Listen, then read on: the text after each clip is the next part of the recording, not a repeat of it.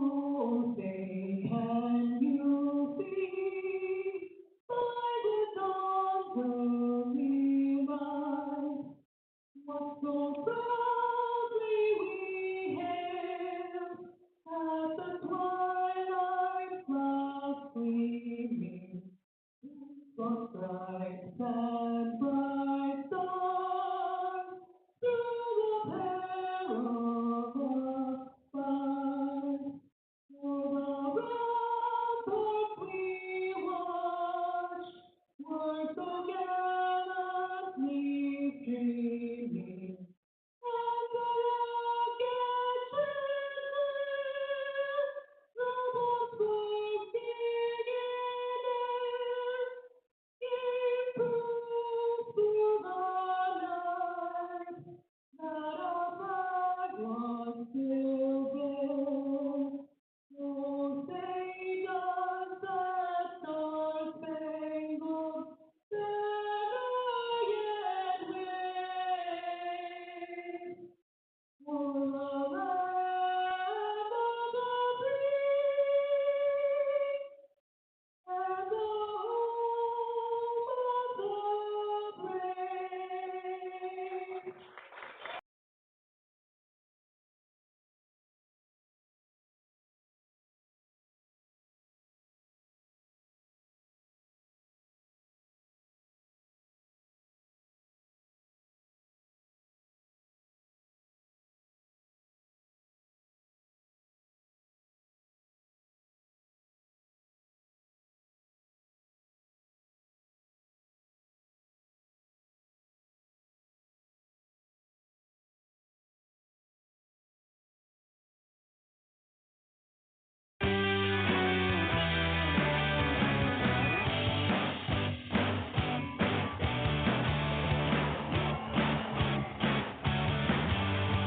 We welcome you to Waco on this Sunday afternoon for the rubber match of this weekend series between Arizona State and Baylor. Hi, everybody. I'm Aidan, Pham, joined alongside Jeffrey Cohen. You're listening to Big 12 Baseball on Baylor Lariat Radio. Jeffrey, well, it's been a great series. The Bears obviously got the win on Friday night.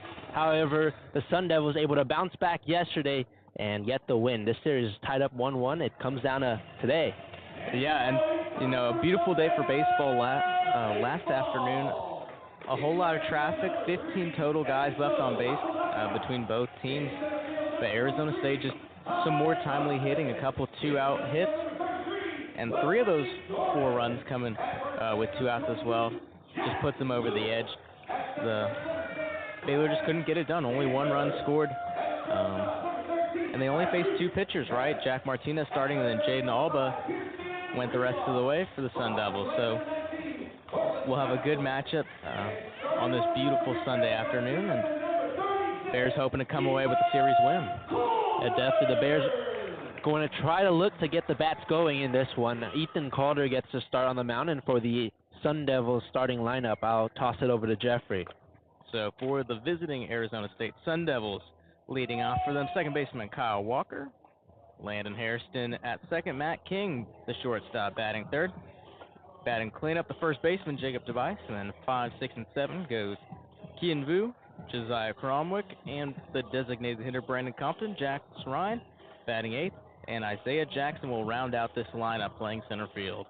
And this is a Sun Devils lineup that, from top to bottom, has the power and ability to do a lot of damage. And the Bears counter that, starting in left field with Wesley Jordan, Ty Johnson, and center Enzo Apodaca gets to start in right field. In the infield, Pearson Reebok on the hot corner at third base. Tyree Kemp gets to start at shortstop. Travis Sanders over at second. And Jack Little makes his return into the lineup at first base today. Cortland Castle gets to start behind the dish. And as stated earlier, Ethan Calder starting on the mound today for the Bears. Yeah, it's a really pretty recent kind of switch in the rotation for Mitch Thompson's team. Ethan Calder has spent most of the season as the Friday starter, being the ace on this team, but last weekend moved to Sunday against TCU, and he's back on the mound again for the rubber match of this series. And we're just about to get underway. Kyle Walker steps into the right-handed batter's box. Lead things off for Arizona State. Calder kicks and deals. That one bounces in the dirt, but not after a swing from Kyle Walker that had him stepping out of the box. 0-1 the count, and we're underway here in Waco. Kyle Walker batting .364, facing Ethan Calder, who, like Jeffrey said, started the year off as the Friday starter, but a recent change in the starting rotation as Walker lifts one in the air out to left center. Racing in is Jordan and Johnson. Johnson reaches up and makes the grab for out number one.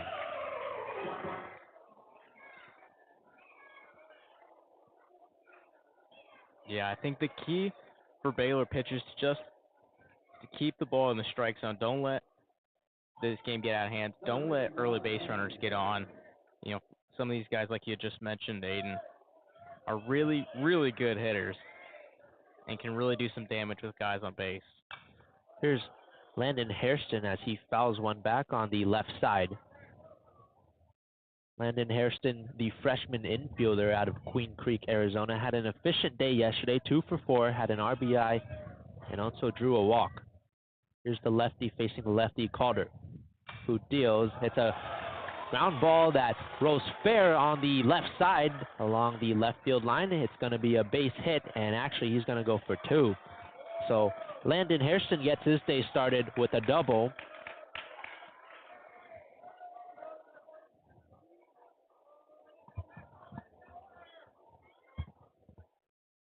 Runner on second, that's Landon Hairston, and here comes Matt King. Yeah, Hairston just continuing that momentum he had last night. Went 2 for 4, got himself an RBI, also reached on the walk, and that's his 3rd hit of the series. Now here's Matt King, who leads the Sun Devils in batting average with a .394 average. Calder deals the breaking ball in the zone for strike 1. Matt King, a newcomer to the Sun Devils this season, but has made his presence known, impressed a lot of people with his ability at the plate here. Calder deals, it's a breaking ball, low and away. Yeah, last year at UTSA, hit a career best .336 average, and he ended his 3-year tenure with the Roadrunners batting .304. Calder working from the stretch, looks back at second, now heaves it home. It's low and away with a breaking ball. 2 balls, 1 strike, 1 out. Top of the first, no score yet between Arizona State and Baylor.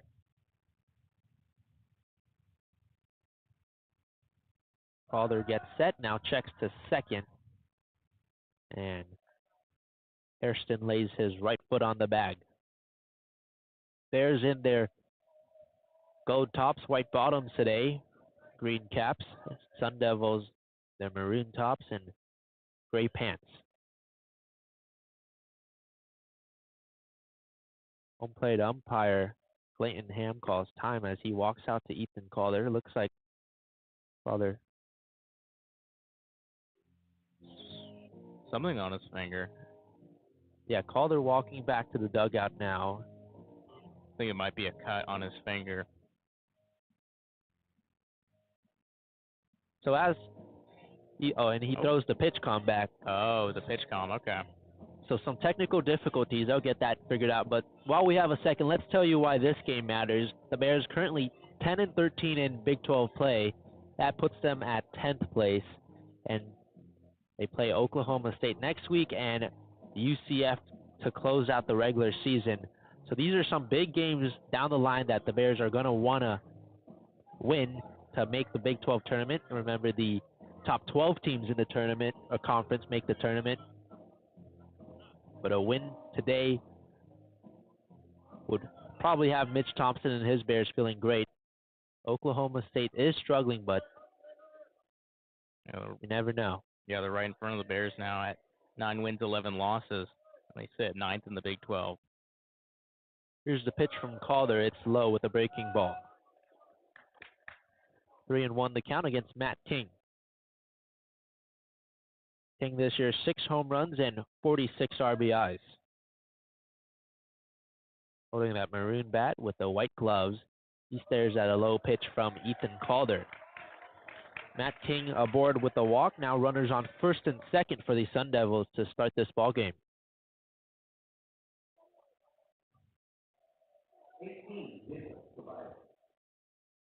Ethan Calder, 9 pitches thrown so far, 5 strikes, 4 balls.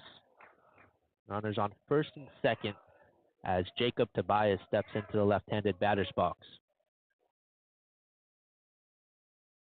Calder kicks and deals. There's a breaking ball in the zone for strike 1.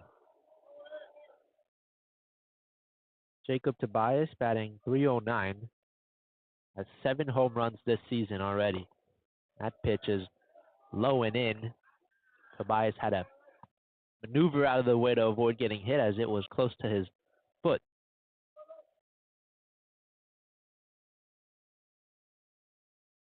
Calder deals this one in the air towards right field. Apodaca backs up and makes the grab. Tagging from second is Landon Hairston. He's on third. Runners on the corners for the Sun Devils. Yeah, just got the job done right there. Made some really good contact with the ball. Sent it pretty far back in the right field. Almost got Apodaca to the warning track. And with that, was able to advance Hairston 90 feet now. He's only 90 feet away from scoring the first run of this ball game.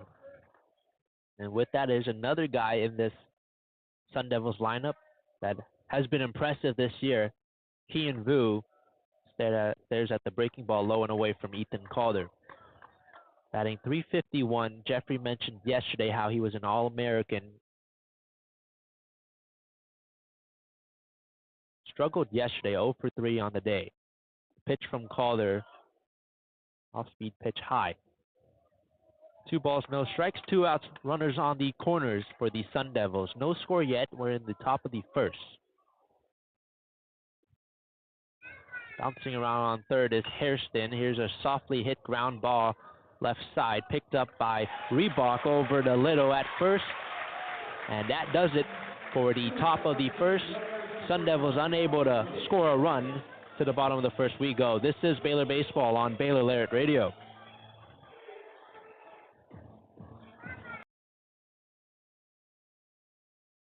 Stay informed and stay connected with Lariat TV News. Tune in to LTVN every Friday, your go-to source for everything happening on campus and around Waco. From breaking stories to exclusive interviews, we cover campus events, student life, sports updates, and more. By the students, for the students. Catch our latest broadcast every Friday afternoon on YouTube by searching Baylor Lariat TV News. Hey there, Bears. Are you living your best life this year at Baylor? Well, we've got great news. The Baylor Roundup Yearbook has been right there with you, capturing those memories at every event. So don't forget to buy your 2022-23 Baylor Roundup Yearbook today and share your memories with friends and family for generations to come. But wait, did you already graduate? Don't worry, we've got you covered. We have yearbooks dating all the way back to 1896. So visit our website today at www.baylor.edu/roundup and order your copy. That's www.baylor.edu/ROUNDUP. Have a great year, Bears, and sick 'em. Back from the Baylor Ballpark, bottom of the first, a scoreless top frame from the Sun Devils. Here come the Baylor Bears, and this is how they line up. Enzo Apodaca leads things off. He plays in right field today. Travis Sanders bats second, followed by Tyree Kemp, the shortstop, batting third. Wesley Jordan in left field bats cleanup. 5, 6, and 7 goes Hunter Simmons, Pearson Reebok, Cortland Castle. Ty Johnson, the center fielder, bats 8. And Jack Little back in the lineup today, bats 9. And for how the Sun Devils line up, I'll toss it over to Jeffrey. All right, so behind the dish again, Josiah Cromwick making his second straight start of the series. Jacob Tobias at first, Kyle Walker and Matt King round out the middle infield, and Jax Ryan back at the hot corner. Landon Hairston in left field, Isaiah Jackson straightaway center, and Keen Vu rounds it out. in right field. And on the bump for the Sun Devils, the lefty freshman Easton Barrett coming into this game with a 4.76 ERA, 184 WHIP, through 28 and a third innings pitched. Last time out went 2 1/3 against Long Beach State back on the 30th. Allowed only 1 hit and no runs, had 5 strikeouts to no walks. And now Enzo Apodaca leads off this inning for the Bears. Lefty facing the lefty, Barrett. Here's the pitch. Fastball right down the heart of the plate for strike one. Enzo Apodaca, 1 for 3 yesterday, was also walked by kick and drive. You know, if I'm Apodaca right now, I think I'd be thinking about being aggressive right now. Easton Barrett, he's allowed a .531 batting average to the leadoff hitter so far this season, so definitely a really good matchup for the right fielder. 1-1 pitch, lined into left field for a base hit. Enzo Apodaca gets things started for the Bear. He's going for second. The throw, and he slides in safely head first. Enzo Apodaca came into this game on a 13-game hitting streak. He has just extended that to 14 games now, and what a start, Jeffrey, for the Bears. Hey, right? This guy, Easton Barrett, he's not great against the leadoff hitter, like I said. The leadoff hitter's batting .531 against Easton Barrett, so you want to be aggressive, and that was a great piece of hitting. Setting into left field, right over the head of the shortstop, Matt King. And some great hustle going around third. I wasn't super confident that I didn't think he was going to go to second, but legged that one out, and there's a runner in scoring position for the Bears with no outs. Travis Sanders batting second. There's at the low and away breaking ball from Easton Barrett. Yeah, Enzo Apodaca showing off some speed, turning that play into a double. Travis Sanders yesterday, 1 for 4, had a run scored, also struck out 3 times. As Barrett checks back to second, Apodaca lays his left foot down. You know, we haven't seen as much of that speed that you had mentioned for Enzo Apodaca, like on the base path. He's only attempted to steal 4 times. He has 3 stolen bases on the year, got caught stealing last night. An off-speed pitch from Barrett. Just misses up and in. Travis Sanders, one of the best hitters on this Baylor team, ranks 3rd in the league in batting average with a .378. As the fastball from Barrett, up and away. 3 balls, no strikes, runner on second.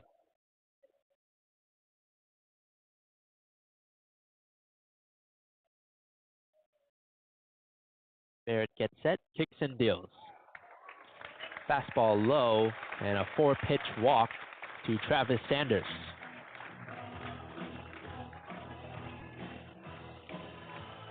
That's pretty much the easiest 90 feet he'll get. Just sees 4 pitches and didn't have to swing once, and he gets a free 90.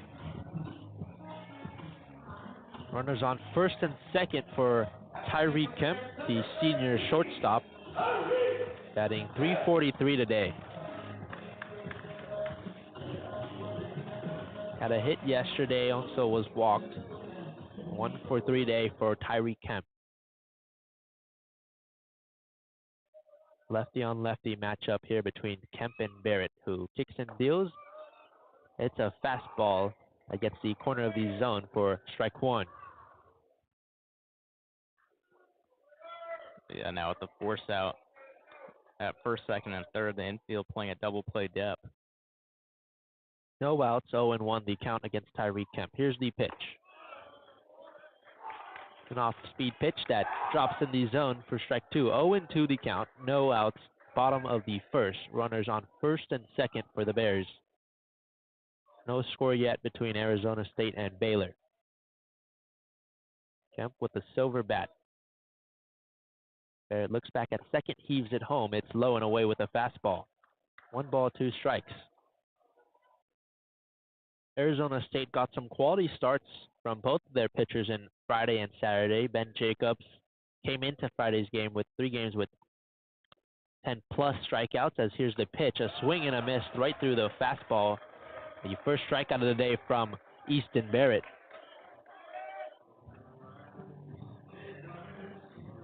Here comes Wesley Jordan. But yeah, Ben Jacobs gets the start on Friday. He had an efficient night. Another productive start yesterday from Jack Martinez, the Big 12 leader in strikeouts. And Easton Barrett today trying to replicate those two productive performances. But runners on first and second here. Wesley Jordan chops one foul along the third base line. Yeah, if there's one thing that Arizona State pitching coach Jeremy Accardo has done well with his starters is their ability to punch guys out. All three guys that the Bears have seen this series have good strikeout numbers. Easton Barrett that was 34th strikeout in 28 and 2/3 innings. 0-1 pitch from Barrett. Breaking ball's low. They struggled to get anything going yesterday, but already right off the bat, runners on first and second for Wesley Jordan, batting .293, 9 home runs this year. Picks and deals, and it's a sharply hit ground ball that is foul on the left side along the third base line. Yeah, I mentioned how the Bears have gotten out to pretty early. Now the biggest issue, or the biggest question that remains is, can they drive in these guys, right? We had mentioned it in the pregame how the Bears left 6 on base last night, only scoring 1 run on a Pearson Reebok RBI single. Barrett heaves it home. That one low once again with a breaking ball. It kind of rolled away from the catcher, Cromwick, but a good job tracking it down. Wesley Jordan coming off an 0-for-3 day yesterday. The team leader in 3+ hit games with 6 this year already. Also leads the team in home runs. 2-2 pitch, a ground ball in a center field. Rounding third is Apodaca. He'll score safely, and it's an RBI single from Wesley Jordan. The Bears strike first. They lead 1-0 over Arizona State. See, now that answers the question, right? Wesley Jordan getting it done, having himself a pretty good series besides last night. He went 0-for-3 last night, but went 2-for-3 with 3 RBIs and 2 doubles on Friday night. So continuing to be a leader on this offense over the weekend. And now the Bears still threatening, have 2 runners on with only 1 out. Wesley Jordan gets his 37th RBI of the season. Now here's Hunter Simmons. The pitch from Barrett, a off-speed pitch that's low and away. 1 ball, no strikes, 1 out. Barrett has thrown 17 pitches, 9 of them have missed the zone.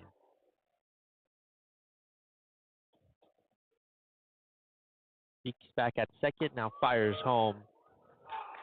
Right down the heart of the plate for strike 1. 1-1 the count. Yeah, that breaking ball, it's got a lot of movement, only 76 miles an hour.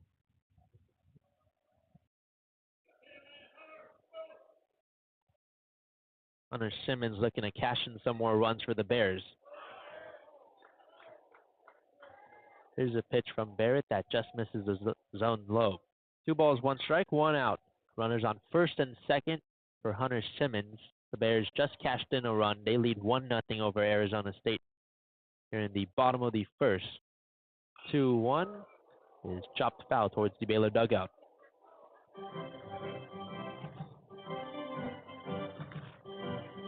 Hunter Simmons, a .337 batting average.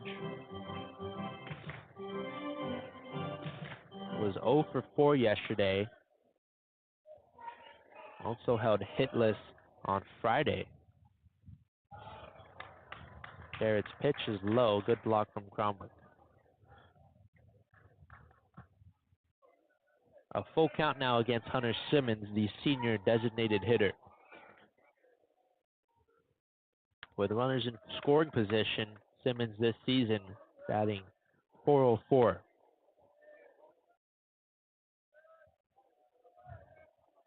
Two on, 1 out, 3-2 the count.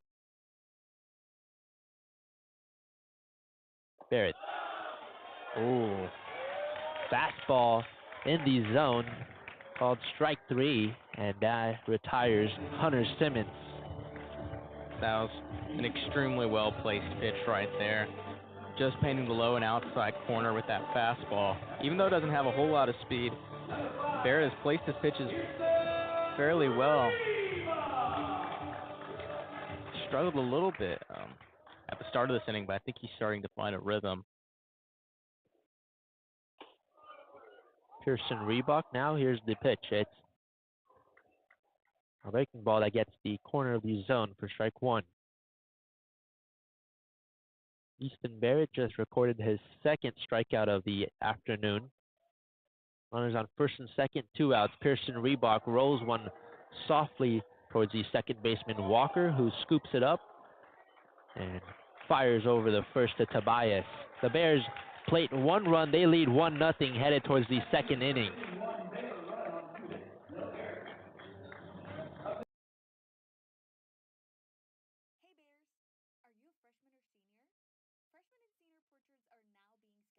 Hey Bears, are you a freshman or senior? Freshman and senior portraits are now being scheduled. Watch your Baylor email for more information on how to reserve your sitting. Hey Bears, are you a freshman or senior? Freshman and senior portraits are now being scheduled.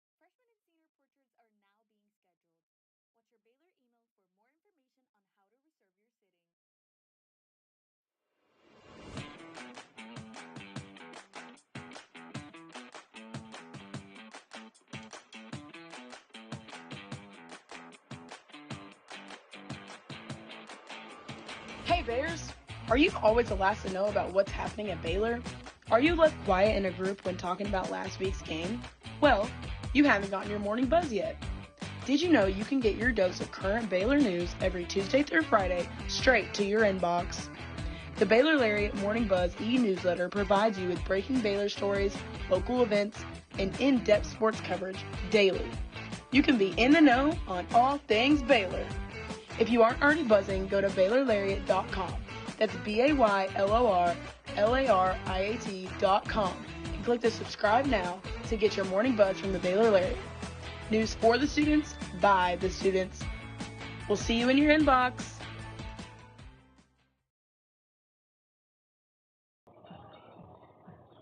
Back from the Baylor Ballpark, top of the second inning. The Bears able to score 1 run in the first frame, leading 1-0.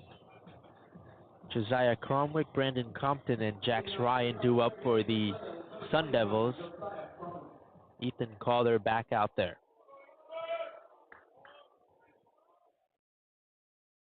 Rob Cromwick batting right-handed, swings and misses right through the breaking ball from Ethan Calder. Yeah, if Calder can get these guys to fish on the breaking ball in the dirt, he can have a really good afternoon.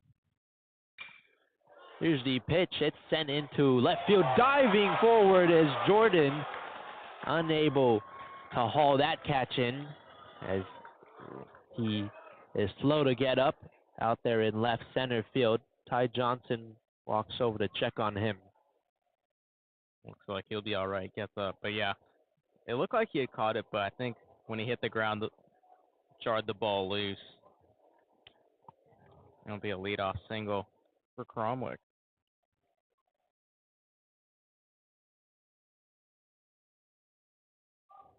So Cromwick gets this inning started with the leadoff single. Here's Brandon Compton. Compton a 1-for-4 day yesterday. The runner on first, Ethan Calder, working from the stretch, kicks and deals. A breaking ball in the zone for strike 2, or rather strike 1, pardon me.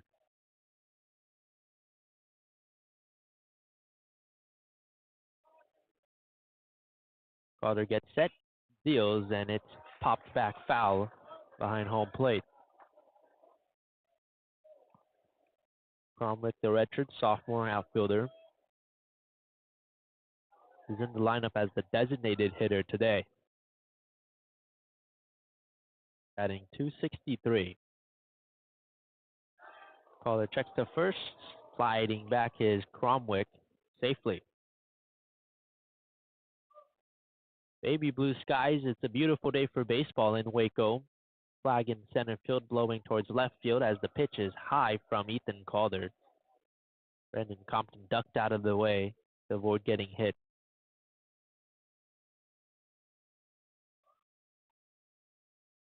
Father takes a peek down at the pitch com, and with the black glove in front of his belt, leaves it home. It's low and away. 2 balls, 2 strikes, no outs. Runner on first. Ethan Calder on the mound for the Bears. Picks and deals as Calder. The breaking ball, it looked like a good one, but just low according to the home plate umpire, Clayton Pham. You know, the Baylor fans did not like that call. Very well placed breaking ball, but unfortunately, no avail from the home plate umpire, Tim Cordell. 3-2 pitch sent into left field. It bounces off the wall in center field. Rounding third is Cromwick. Cromwick scores safely, and it's an RBI from Brandon Compton. And Jeffrey, it looked like Ty Johnson was making a play on the ball. It bounced off the wall, and he just tripped up for a second. Yeah, I mean, it was a poor read, honestly, from the get-go. He was tracking that ball for a good ways, and then kind of last second realized that ball is going to go off the batter's eye. And trying to make the play off the wall, just, yeah, like you said, he tripped up and had to fire it in as quickly as he could, but Cromwood comes around and he scores, and we're all tied up. And now Cortland Castle will talk to his pitcher. An RBI double from Brandon Compton. Back-to-back hits to get this inning started. Still no outs. Jack Ryan, the new batter. Runner on second. That's Brandon Compton. All tied up at 1 here in Waco. Arizona State and Baylor. Bears looking to rise in Big 12 standings with a win here.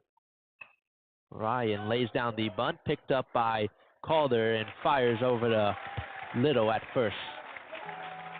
1 down in the top of the second. Runner advances to third. Really good small ball by the Sun Devils. You got a guy at second base, no outs. Why not just send a bunt and advance Compton over to third? And you got 1 out now. Isaiah Jackson, who's hitting .292 on the year. Chance to make big things happen. Giant Jackson looking to add on to the ASU lead. Here's the pitch that got away from Cortland Castle, able to track it down. No harm done. 1 ball, no strikes with 1 out. Jackson bats .388 with runners in scoring position.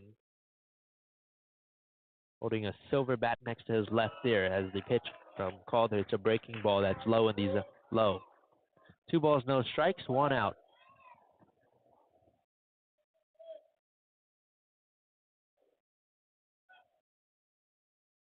Calder heaves it home. It's looped into right field. Runner tags from third, and Arizona State has a 2-1 lead.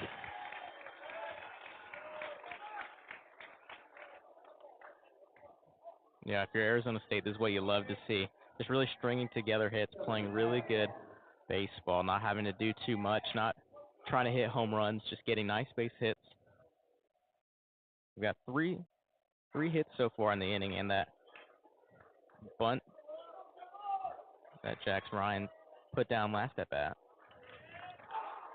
Pitch from Calder, an 86-mile-an-hour pitch in the zone. 0-1 the count against Kyle Walker, and here comes the top of the Sun Devils lineup. The pitch, breaking ball low. 1 ball, 1 strike, 1 out. Runner on first. Ethan Calder trying to get out of this inning. Sun Devils have put up 2 runs so far.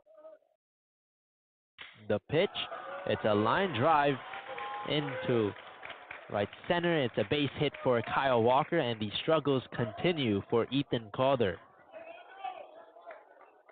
Yeah, that was on the fastball. I was just about to say, I think the best thing for Ethan Calder is that he really needs to start getting control of that breaking ball. The last couple hits come off that, but now that was a really nice base hit lined in the center field on the fastball. I think at this point, you just really need to find some spark. 4 hits already for the Sun Devils in this top of the second inning. Sean Snedeker calls time, and he walks out there to have a word with Calder. Runners on first and second. Isaiah Jackson on second, and Kyle Walker on first. Yeah, not a very good stretch recently for Ethan Calder. Given up 10 runs total in his last 2 appearances. He gave up 3 on 6 hits against TCU last Sunday, and then gave up 7 runs on 9 hits in 4 1/3 innings against Utah. Not exactly what you want to see if you're Sean Snedeker. So the mound visit concludes for between Sean Snedeker, Cortland Castle, and Ethan Calder. Landon Hairston steps up to the dish. Now Ethan Calder playing in front of a pretty important crowd.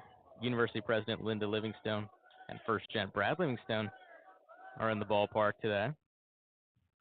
Calder peeks at second, fires home. There's a breaking ball that drops in the zone for strike 1. 31 pitches thrown so far for Ethan Calder, 18 strikes, 13 balls. The pitch is way upstairs from Ethan Calder. 1 ball, 1 strike, 1 out. Runners on first and second for the Sun Devils, who lead 2-1.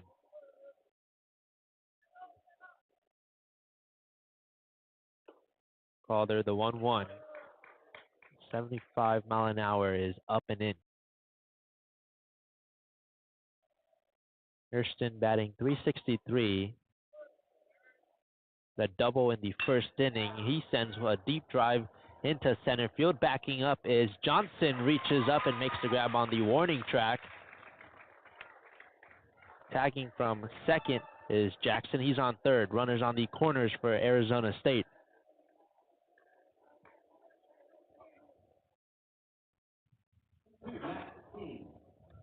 Yeah, Ty Johnson having some issues backpedaling. Had to make a leaping grab near the warning track.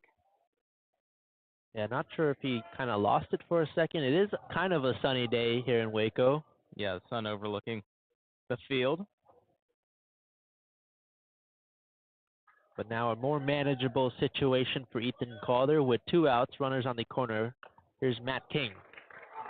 Calder fastball against the edge of the zone. 0-1 the count. I really like that pitch right there. 86 mile an hour fastball. Low and inside. 0-1 is sent back foul by Matt King. King batting .394. Runners in scoring position, 525. Isaiah Jackson on third. Kyle Walker on first. Calder looks at his pitch comm. Now steps on the mound. Gets set at the belt, looks in, kicks and deals. Taking off is Walker, and now he's caught in a jam.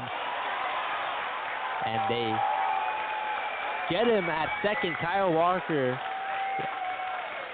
That is is a out. great play right there. They get at the guy between first and second before the run comes in, and it's still 2-1. So Kyle Walker attempts to steal. He gets caught. Jackson unable to score from third. So Arizona State puts up 2 runs in the top of the second. They lead 2-1 headed to the bottom of this inning. This is Baylor Baseball on Baylor Lariat Radio.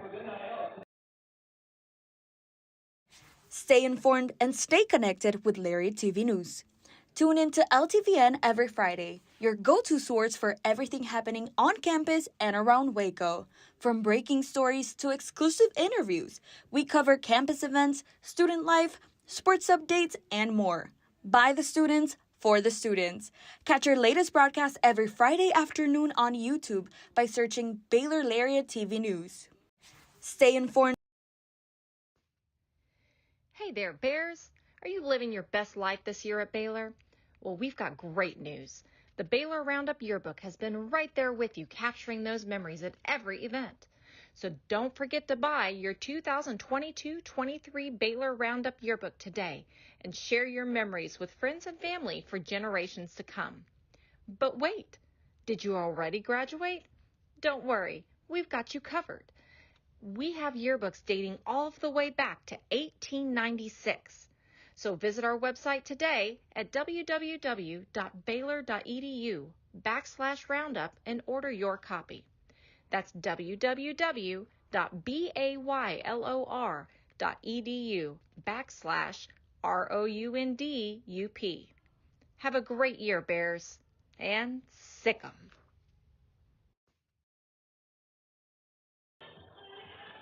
The bottom of the second inning here from Waco. Sun Devils put up 2 runs in the top of this inning. The Bears 1 run in the first. Arizona State leads 2-1 in this rubber match. Baylor won on Friday. Arizona State got the win yesterday, and here we are on Sunday. Cortland Castle leads things off for the Bears. Easton Barrett back out there for another innings of work. He kicks and deals, and it's a fastball right down the heart of the plate. 0-1 the count. Castle, a guy who's been splitting time this year with J.J. Kennett, gets the start today, and he stares at a breaking ball from Barrett, miss low. Yeah, he went 1 for 3 on Friday. He had a rough go of it the last couple of times out. He was 0 for his last 7 heading into this weekend. The 1-1 from Barrett. It's a fastball up and away. Cortland Castle, like Jeffrey said, has had a little bit of inconsistency as of late. Started the year off batting .095, as here's the pitch from Barrett. It's a 2-hopper to the shortstop, King, who fields a high throw to first, but in time to get Cortland Castle out.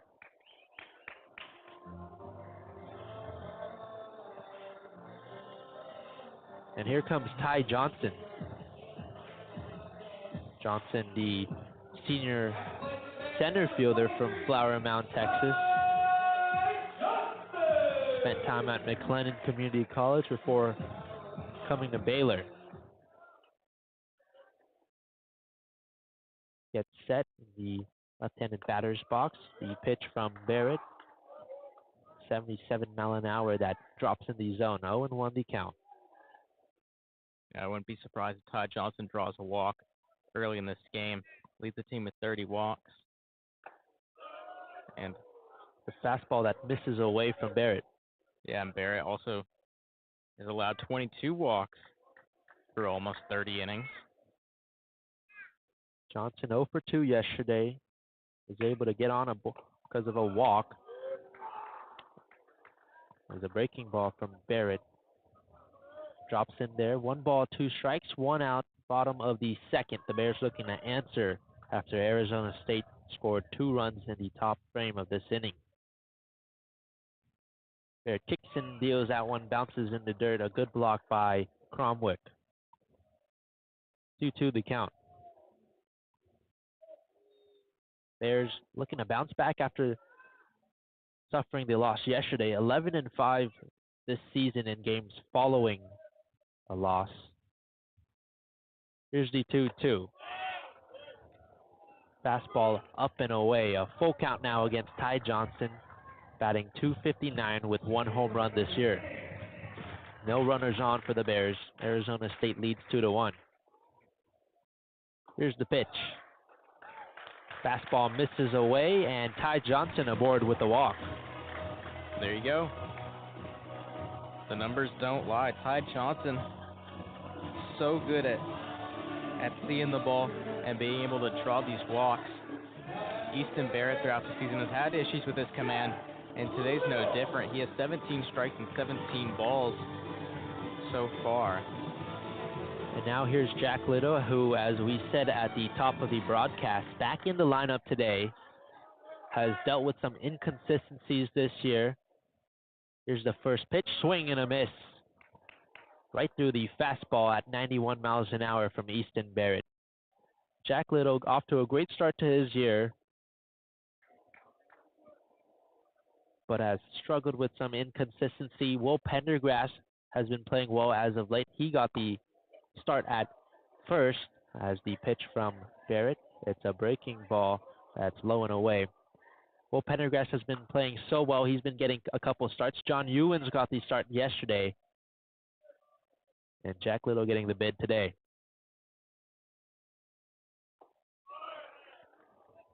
Fastball from Barrett is in. 2 balls, 1 strike. Runner on first and Johnson. 1 out, top, bottom of the second. Arizona State, a 2-1 lead over Baylor. Yeah, you mentioned how Jack Little's had some inconsistencies. Was hitting over 300 back on March 11th, now down to 230 today. Barrett drops one in there. 2-2 the count. That was a 78-mile-an-hour pitch from Easton Barrett, who's thrown 38 pitches so far. 19 strikes, 19 balls. 2-2.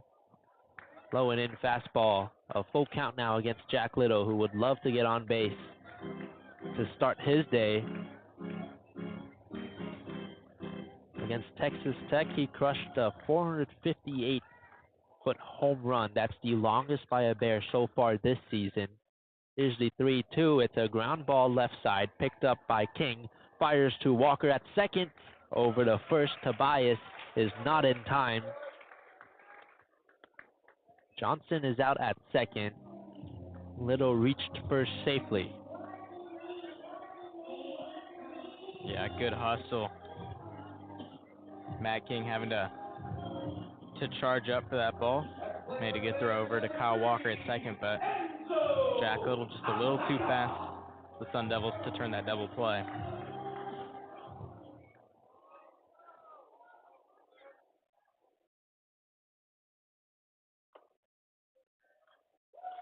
Enzo Apodaca stares at a breaking ball low and away.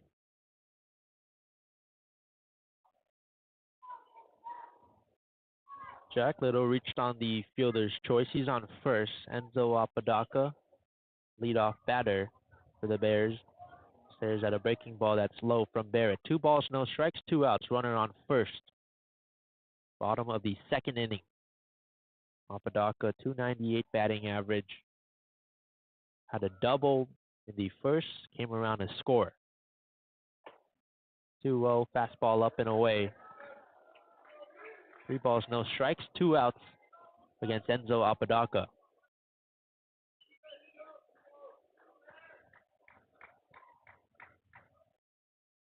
Apodaca, silver bat on his left shoulder. The pitch from Barrett, get me over fastball. 3-1 the count towards the senior right fielder. Little being held on at first by Tobias. Here's the 3-1 pitch. It's up. It's an up fastball from Easton Barrett. Runners on first and second. So Enzo Apodaca has reached on both of his at-bats. Coach Lundquist walks out of the Sun Devils dugout and has a word with Easton Barrett, the starting pitcher. 45 pitches thrown so far today. Runners on first and second, 2 outs in the bottom of the second. Cortland Castle led things off with a ground out. Ty Johnson able to draw the walk, but was out on the fielder's choice from Jack Little. Enzo Apodaca just got aboard with a walk.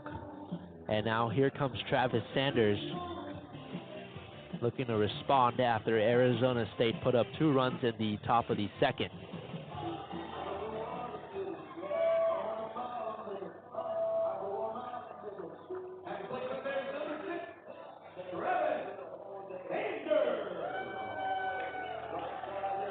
Yeah, the Bears looking for some more life. They have 2 runners on with 2 outs. Sanders, who has 6 home runs this year, facing Barrett. A 76-mile-an-hour pitch from Barrett gets the top of the zone for strike 1. Sanders, a couple weeks ago, had a multi-hit game against Utah. a multi-homer game, rather. As the breaking ball from Barrett is low. 1-1 the count, 2 outs, runners on first and second.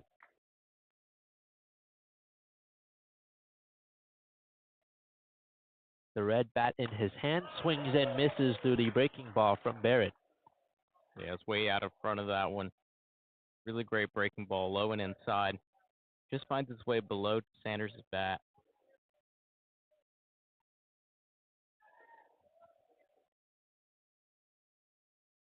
Runners on first and second, 1-2 pitch.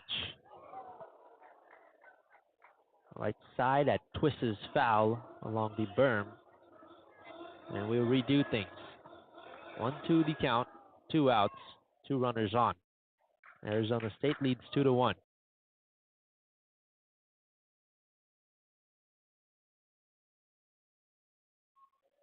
Barrett gets set at the belt, stares in, now kicks and deals. That one bounces in the dirt before it reaches Cromwick. 2-2 to count. Sanders in the month of April was productive to say the least. Led the team with a .431 batting average and a team-leading 5 home runs. 2-2 is a softly hit ground ball, third base, picked up by Ryan. He'll get the put out at third. Bears unable to respond, headed towards the top of the third. Arizona State leads 2-1. Hey Bears, are you a freshman or senior? Freshman and senior portraits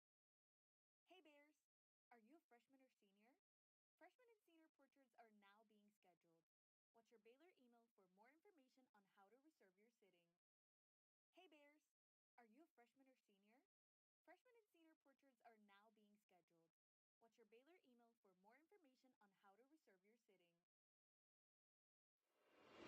Freshman and senior portraits are now being scheduled. Watch your Baylor email for more information on how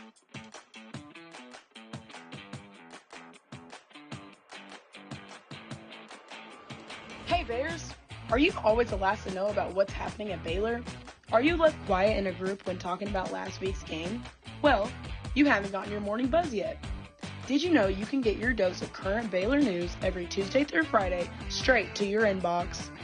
The Baylor Lariat Morning Buzz e-newsletter provides you with breaking Baylor stories, local events, and in-depth sports coverage daily. You can be in the know on all things Baylor. If you aren't already buzzing, go to BaylorLariat.com. That's BaylorLariat.com and click the subscribe now to get your morning buzz from the Baylor Lariat. News for the students, by the students. We'll see you in your inbox.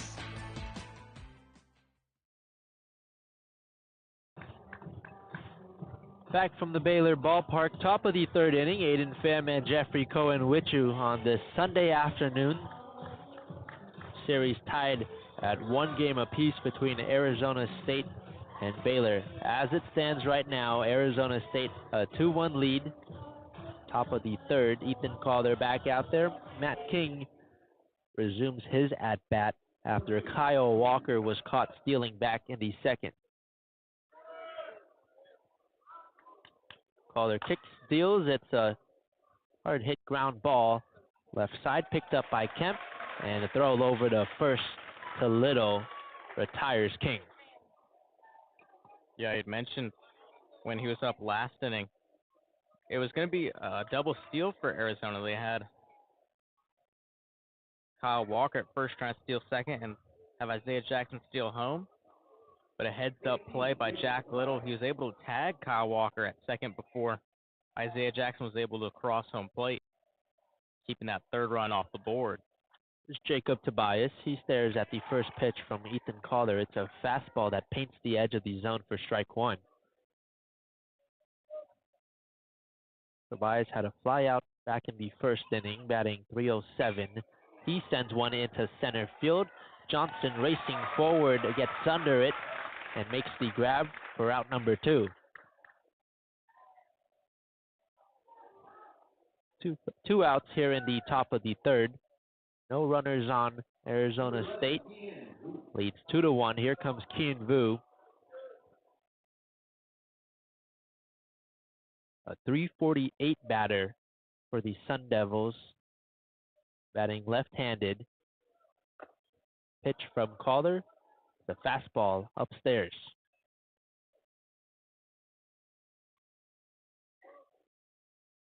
Calder gets set at the belt, stares in, now heaves it home. Fastball that drops in the zone for strike one. 1 ball, 1 strike, 2 outs. No runners on. Top of the third. Calder planted foul by Keene. 1-2 the count against Keene Vu, the junior right fielder. 9 home runs this year. Ground out back in the first inning. He sends a softly hit ground ball left side, picked up by Sanders, who pitches it over to Little at first. A 1-2-3 inning for Ethan Calder. And to the bottom of the third we go. Arizona State leads 2-1. This is Baylor Baseball on Baylor Lariat Radio.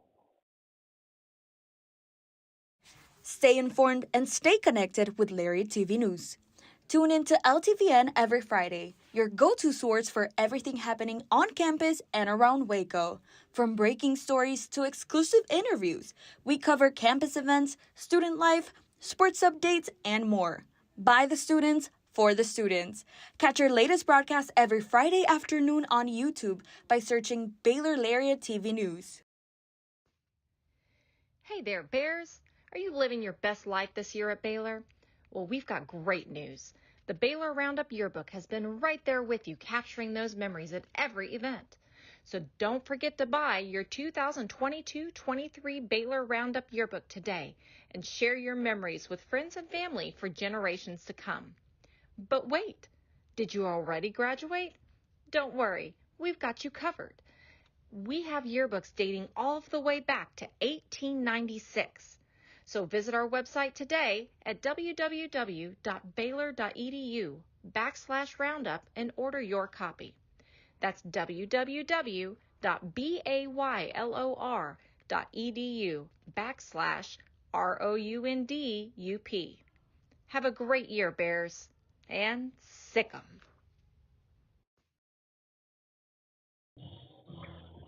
Bottom of the third inning here from the Baylor Ballpark. Arizona State leads 2-1. The Bears unable to respond back in the second, looking to either tie it up or take the lead here, down by 1 run. In the top of the third, it was a 1-2-3 inning for Ethan Calder. Tyreek Kemp, Wesley Jordan, and Hunter Simmons due up in this inning for Baylor. Easton Barrett back out there for a third innings of work, and here comes Tyreek Kemp, batting .341 today. Struck out swinging in his first plate appearance back in the first.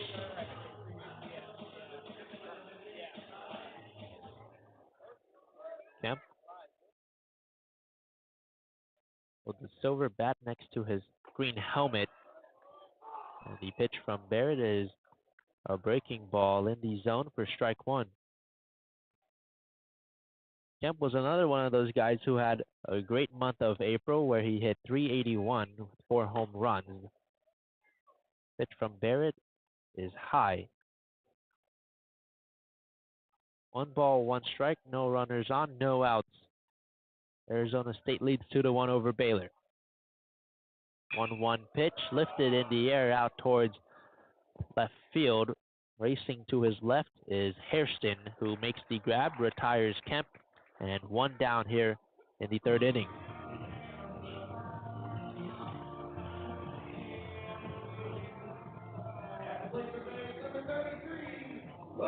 Yeah, it looks like both pitches are starting to really settle in.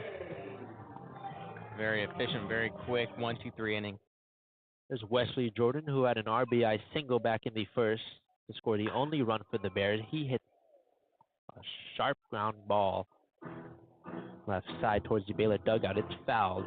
Yeah, it was at 99.2 miles an hour.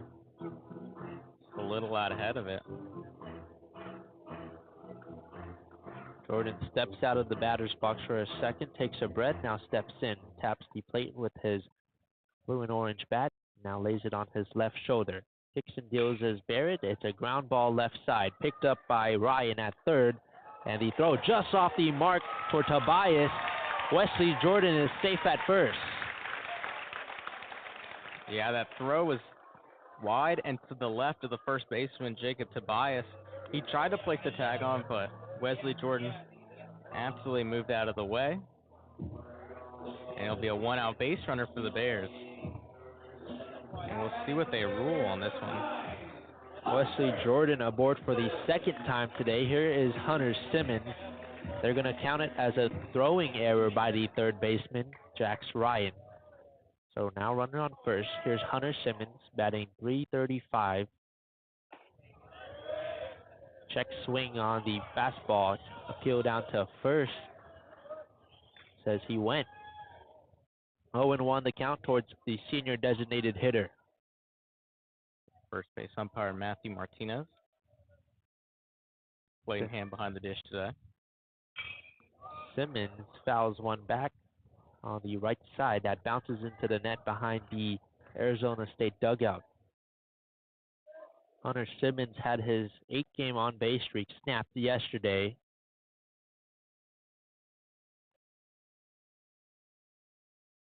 Struck out looking in his first plate appearance today. The fastball from Barrett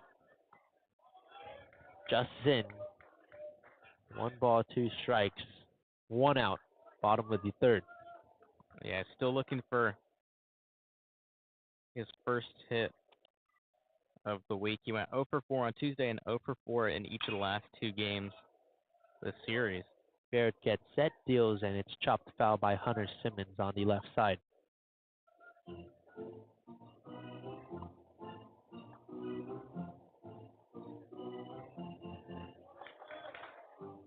Simmons has been pretty productive for the Bears this year. Leads the team with 16 multi-hit games as he swings and misses through the breaking ball from Easton Barrett. That's his second strikeout of the day for Hunter Simmons. Easton Barrett gets his 3rd strikeout of the afternoon.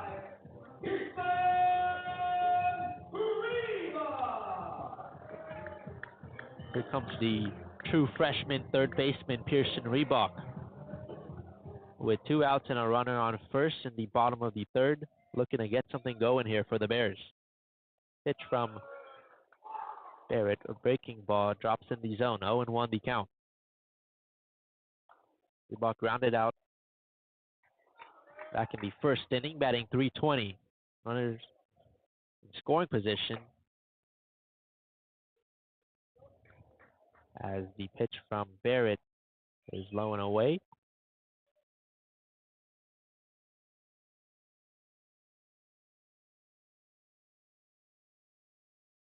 Barrett gets set, now heaves it home. That one bounced in the dirt. Taking off from first is Wesley Jordan, and the throw is in time. Jordan is out at second. And that concludes the bottom of the third inning. Bears unable to add a run on. Arizona State leads 2-1.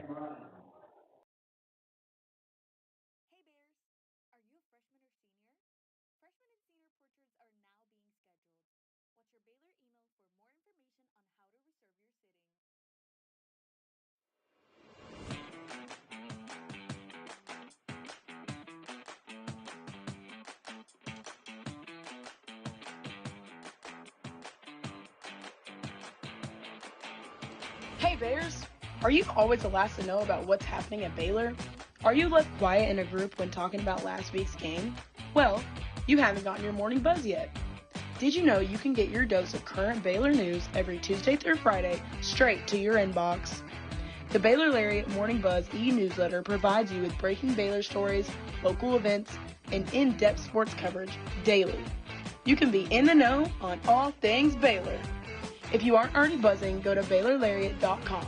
That's BaylorLariat.com and click the subscribe now to get your morning buzz from the Baylor Lariat.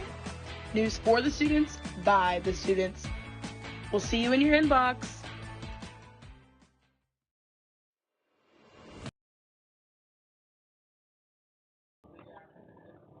Back here in Waco, Arizona State, a 2-1 lead headed towards the top of the fourth. Wesley Jordan caught stealing at the end of the third inning, and Jeffrey, you and I were talking about it. Not the best idea because he was caught out by what looked like a mile. Yeah, I mean, the ball got to the second baseman, Kyle Walker's glove, pretty much about a whole second before Wesley Jordan got to the bag. Great job by Cromwick just to keep the ball in front of him, keep it close. First pitch from Calder to Cromwick. It's a fastball into the opposite batter's box. Cromwick already has a single today. Came around a score as he lifts one in the air and it twists his foul onto the berm. 1-1 the count towards Josiah Cromwick, batting .257 this year.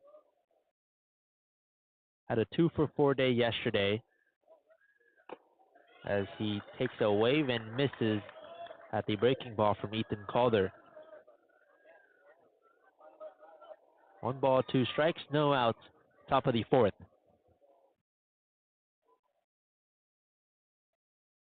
Kicks and deals is Calder. And a breaking ball that misses the zone. 2-2 the count.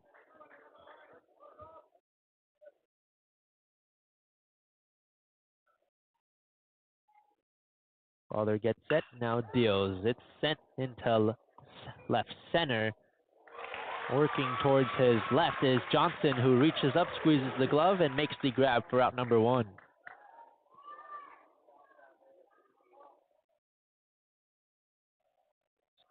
Ty Johnson has had a pretty busy afternoon out in center field today. Yeah, it seems like he's settling down too. The last 2 balls that have come his way, he's made the play, had a really good reads on it. That one having to sprint to his right, heading to the warning track.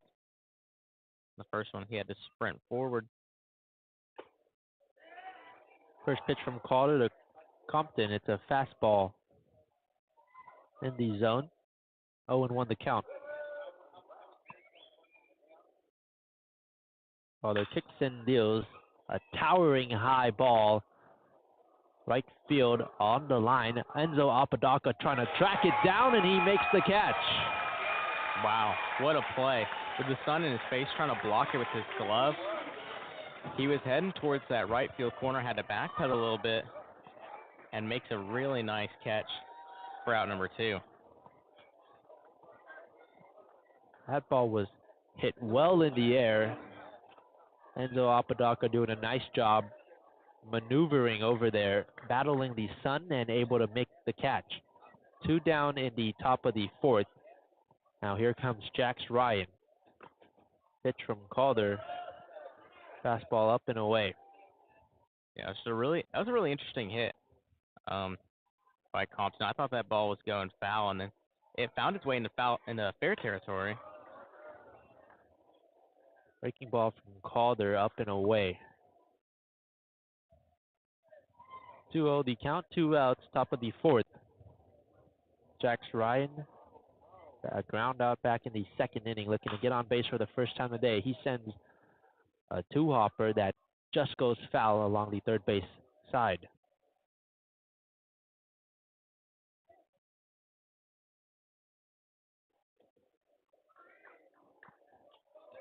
Ryan had a homer on Tuesday night of this week against Long Beach State, that 2-game midweek series. Here's the 2-1. It's a breaking ball that's low from Ethan Calder. 3 balls and 1 strike against Jax Ryan. Ethan Calder struggled a little bit back in the second, had a 1-2-3 inning in the third as his pitch is lifted in the air and it also twists his foul. Falls onto the berm. A full count now against Jack Ryan.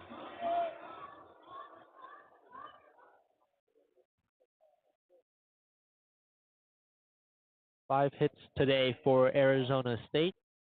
2 runs. On the other hand, Baylor with 2 hits as this one, ground ball left side, picked up by the shortstop Kemp, fires over to first, and Little makes the grab for out number 3. Headed towards the bottom of the first, the Bears trail 2-1. Stay informed and stay connected with Lariat TV News. Tune in to LTVN every Friday, your go-to source for everything happening on campus and around Waco. From breaking stories to exclusive interviews, we cover campus events, student life, sports updates, and more. By the students, for the students. Catch our latest broadcast every Friday afternoon on YouTube by searching Baylor Lariat TV News. Hey there, Bears. Are you living your best life this year at Baylor? Well, we've got great news. The Baylor Roundup Yearbook has been right there with you, capturing those memories at every event. So don't forget to buy your 2022-23 Baylor Roundup Yearbook today and share your memories with friends and family for generations to come. But wait, did you already graduate? Don't worry, we've got you covered. We have yearbooks dating all the way back to 1896. So visit our website today at www.baylor.edu/roundup and order your copy. That's www.baylor.edu/ROUNDUP. Have a great year, Bears, and sick 'em.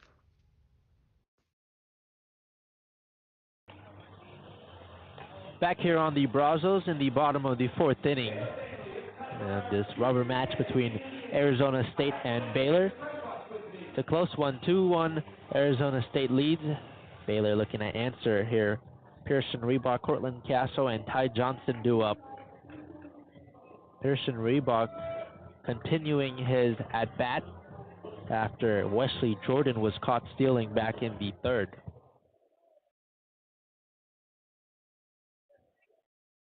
Reebok with his red bat lays down the bunt and pulls it back. Pitch in the zone, 0-1 the count against Pearson Reebok. 320 batting average. Barrett back out there. He kicks and deals, and his pitch is a fastball upstairs. 1 ball, 1 strike, no outs against Pearson Reebok.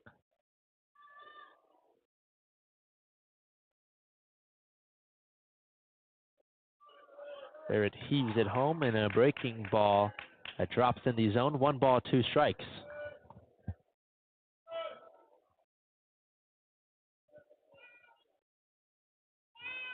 Reebok looking up his first hit of the day. He loops one that drops in front of Jackson for a base hit. There you go. There's your leadoff base runner for the Bears. That's their second leadoff base runner of the game. Enzo Apodaca led off the ball game with a double. He'd come around to score on a Wesley Jordan RBI single. And now the bottom third of the order, hoping to get some action, get the ball rolling, as they still trail by 1 run. As we're almost halfway through this ball game. Here's Cortland Castle, the breaking ball from Barrett. That's the corner of the zone for strike 1. Pearson Reebok, a leadoff single, extends his on-base streak to 10 games now. 0-1 pitch. Castle showed bunt, pulled it back because the pitch was low and in. Almost hit his foot.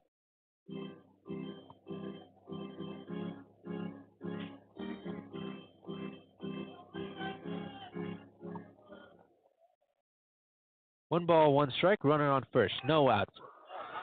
Castle lays down the bunt. It rolls right side along the first base line, picked up by Tobias and pitched back to Walker at first for out number 1.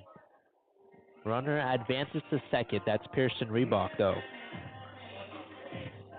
Yeah, I think that's a pretty good idea. I mean, he's struggled as of late. We had mentioned he was 1 for his last 10 heading into that at bat. So maybe getting him another look, getting him to advance the lead runner Reebok in ways other than getting a base hit. Barrett peeks at second, fires home. Breaking ball low. Ty Johnson reached on a walk back in the second, but was out because of the fielder's choice. with a runner on second here, looking to do some damage. There's a check swing. Didn't go all the way around, says the home plate umpire. It's 2 balls, no strikes, 1 out. Pearson Reebok on second. Reebok this year 6 for 8 on steals. Barrett's pitch is up and away with a fastball. Johnson bats .259, but with runners in scoring position, .293. Here's the pitch. Fastball is up and away once again. And Ty Johnson, for the second time this afternoon, is aboard with the walk. What he's done all season. He just continues to get on base by any means necessary. Here comes a mound visit for Arizona State. It looks like that'll do it for Barrett. That'll be the day for Easton Barrett. 3 1/3 innings pitched, 3 hits, 1 earned run, 4 walks, and 3 strikeouts. With the pitching change for Arizona State, we'll step aside. This is Baylor Baseball on Baylor Lariat Radio.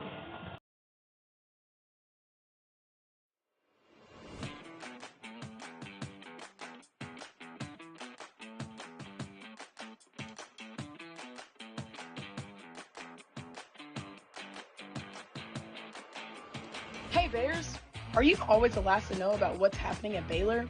Are you left quiet in a group when talking about last week's game? Well, you haven't gotten your morning buzz yet. Did you know you can get your dose of current Baylor news every Tuesday through Friday straight to your inbox? The Baylor Lariat Morning Buzz e-newsletter provides you with breaking Baylor stories, local events, and in-depth sports coverage daily. You can be in the know on all things Baylor. If you aren't already buzzing, go to BaylorLariat.com. That's BaylorLariat.com and click the subscribe now to get your morning buzz from the Baylor Lariat. News for the students, by the students. We'll see you in your inbox. Hey there, Bears. Are you living your best life this year at Baylor? Well, we've got great news. The Baylor Roundup Yearbook has been right there with you, capturing those memories at every event. So don't forget to buy your 2022-23 Baylor Roundup Yearbook today and share your memories with friends and family for generations to come. But wait, did you already graduate? Don't worry, we've got you covered. We have yearbooks dating all the way back to 1896. So visit our website today at www.baylor.edu/roundup and order your copy. That's www.baylor.edu/ROUNDUP. Have a great year, Bears, and sick 'em.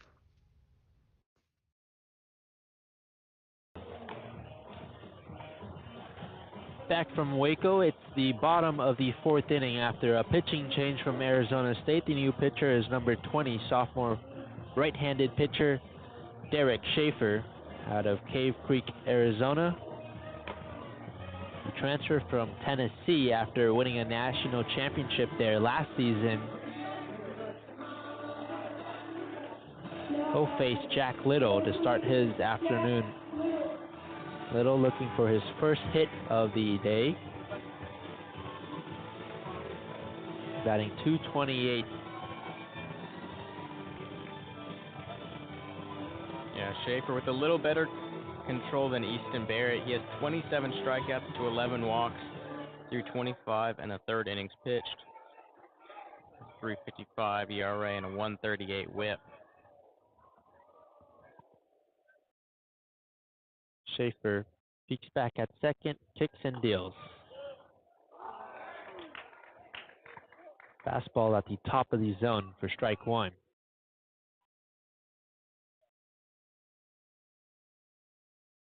Johnson on first, Reebok on second for Jack Little. Bears looking to tie this game up, down 2-1.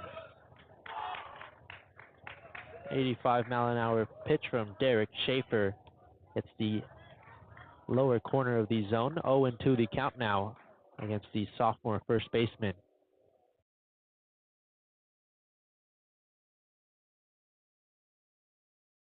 Schaefer gets set with a brown glove in front of his chest.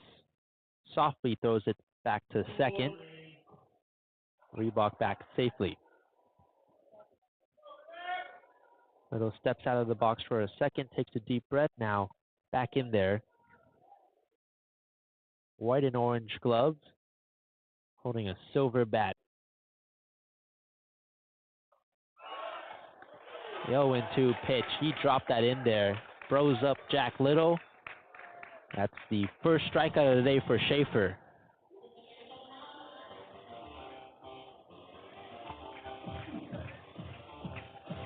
Two outs now in the bottom of the fourth with runners on first and second. Here comes Enzo Apodaca. Yeah, Jack Little striking out for the 54th time this year. He leads the team. He's particularly susceptible to the punch out. First pitch from Schaefer to Apodaca is a fastball that gets the upper corner of the zone. Apodaca has reached twice today so far. A double and drew a walk back in the second. Here's the pitch from Schaefer. It's low. 1 ball, 1 strike, 2 outs, runners on first and second. It's the bottom of the fourth here in Waco. Arizona State leads 2-1. Johnson on first, Reebok on second for Apodaca. Batting .295 with 33 RBIs. Takes a big cut and misses through the breaking ball from Derek Schaefer.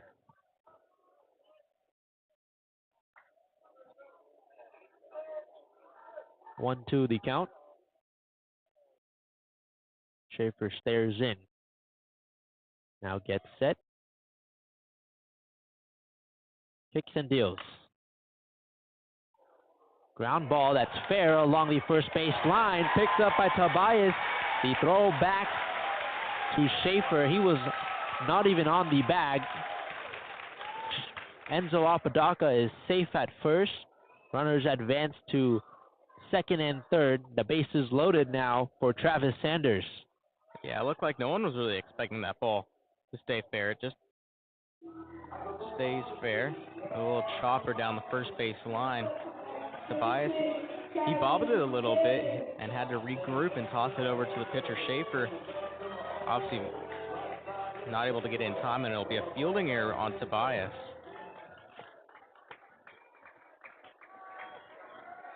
Now Travis Sanders with the bases loaded.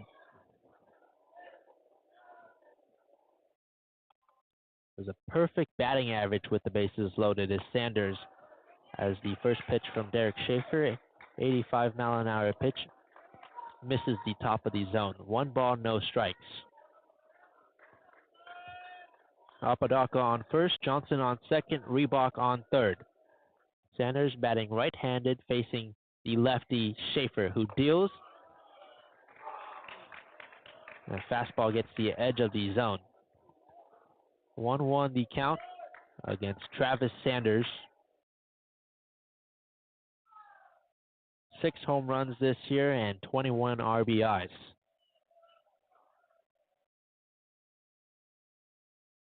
Bouncing around on third is Reebok. Here's the pitch. Swing and a miss through the breaking ball from Schaefer.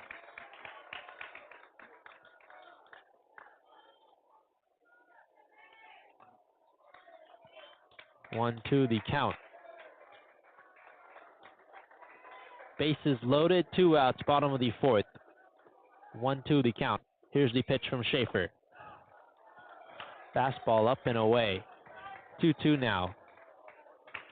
94 miles an hour. That's some speed that the Bears are going to have to get used to. As Barrett, he didn't really get over 84 miles an hour with his fastball. And now that's a 10-mile-an-hour difference that the Bears are going to have to adjust to. 2-2, check swing. Appeal down to first as he didn't go. It's a full count for Travis Sanders. Yeah, the Sun Devil dugout, they're very disappointed. They had a couple guys heading to the back of the dugout just in frustration with that call. And it's loud here at Baylor Ballpark. Crowd getting into it. 3 balls, 2 strikes, bases loaded, 2 outs. Here's the pitch. Fastball in the zone, called strike 3, and retires Sanders. The Bears leave the bases loaded. They trail 2-1 to Arizona State, headed towards the 5th inning.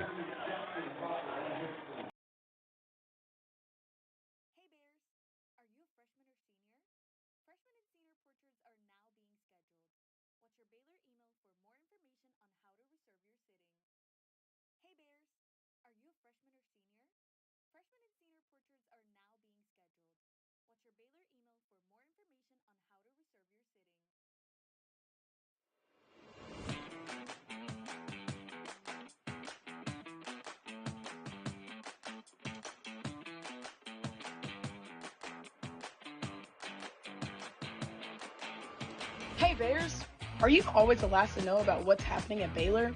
Are you left quiet in a group when talking about last week's game? Well, you haven't gotten your morning buzz yet. Did you know you can get your dose of current Baylor news every Tuesday through Friday straight to your inbox? The Baylor Lariat Morning Buzz e-newsletter provides you with breaking Baylor stories, local events, and in-depth sports coverage daily. You can be in the know on all things Baylor. If you aren't already buzzing, go to BaylorLariat.com. That's BaylorLariat.com and click the subscribe now to get your morning buzz from the Baylor Lariat. News for the students, by the students. We'll see you in your inbox.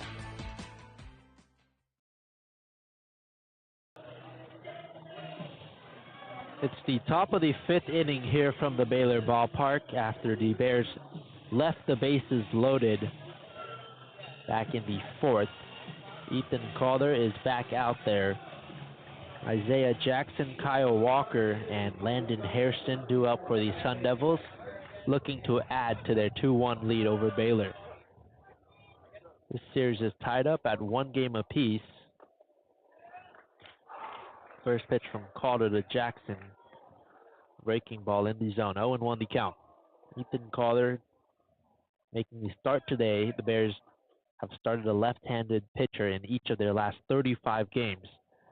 As the 0-1, a breaking ball from Calder, bottom of the zone. A 0-2 now against Isaiah Jackson, who bats .296.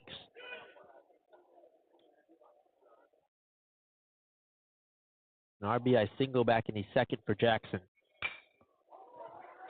who chops one towards the second baseman, Sanders, who tried to pitch it back to Little. It got away. It rolls towards the Baylor dugout. The throw now over to second base. Kemp is there, and it's not in time. Some miscues for the Bears to start this inning. That's just a bad play, just a bad read by Jack Little. That ball was a one-hopper right to Travis Sanders. He might have had to move a little to his left, but Jack Little was trying to make that play as well and was unable to get back to the base in time. It was just a messed up play from the beginning as Mitch Thompson comes out to the mound. And we'll get a pitching change, but on that play, as Little was trying to get back, Sanders was trying to make the toss over to him, and it was dropped by Little as Calder backing up threw it over to second, but not in time. And that'll do it for Calder's day. Calder gets a standing ovation from the Baylor crowd here at the Baylor Ballpark. That concludes his day, and with the pitching change for Baylor, we'll step aside for a moment. Stay informed and stay connected with Lariat TV News. Tune in to LTVN every Friday, your go-to source for everything happening on campus and around Waco. From breaking stories to exclusive interviews, we cover campus events, student life, sports updates, and more. By the students, for the students. Catch our latest broadcast every Friday afternoon on YouTube by searching Baylor Lariat TV News. Hey there, Bears. Are you living your best life this year at Baylor? Well, we've got great news. The Baylor Roundup Yearbook has been right there with you, capturing those memories at every event. So don't forget to buy your 2022-23 Baylor Roundup Yearbook today and share your memories with friends and family for generations to come. But wait, did you already graduate? Don't worry, we've got you covered. We have yearbooks dating all the way back to 1896. So visit our website today at www.baylor.edu/roundup and order your copy. That's www.baylor.edu/ROUNDUP. Have a great year, Bears, and sick 'em. Stay informed and stay connected with Lariat TV News. Tune in to LTVN every Friday, your go-to source for everything happening on campus and around Waco. From breaking stories to exclusive interviews, we cover campus events, student life, sports updates, and more. By the students, for the students. Catch our latest broadcast every Friday afternoon on YouTube by searching Baylor Lariat TV News.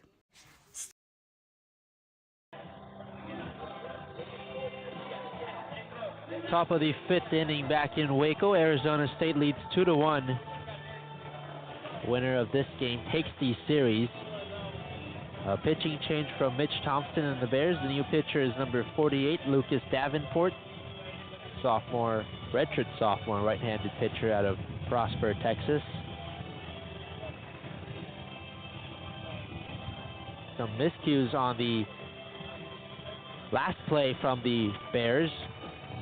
Going to be ruled a single for Isaiah Jackson, who advanced to second on the throwing error that is charged to Travis Sanders. Davenport's first pitch to Kyle Walker is a breaking ball in the zone for strike one. 0-1 the count, no outs, runner on second for the Sun Devils. I don't know if I really agree with that call to making a throwing error. I feel like that was more of a fielding error on Little, but either way, results in the same thing. Fastball from Davenport right down the heart of the plate. 0-2 the count.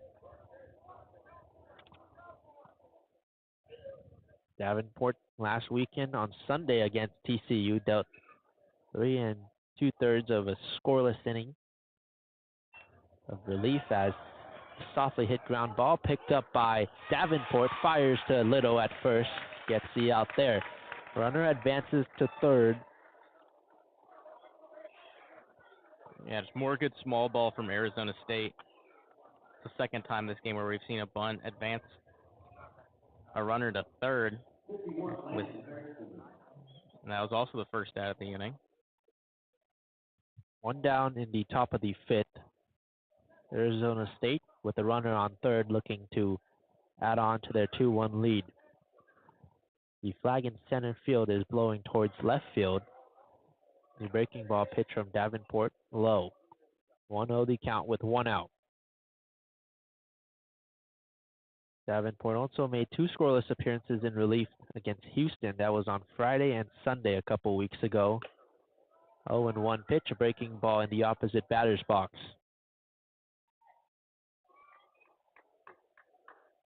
At Blinn College, Davenport was the ace pitcher on that JUCO team that won the national championship.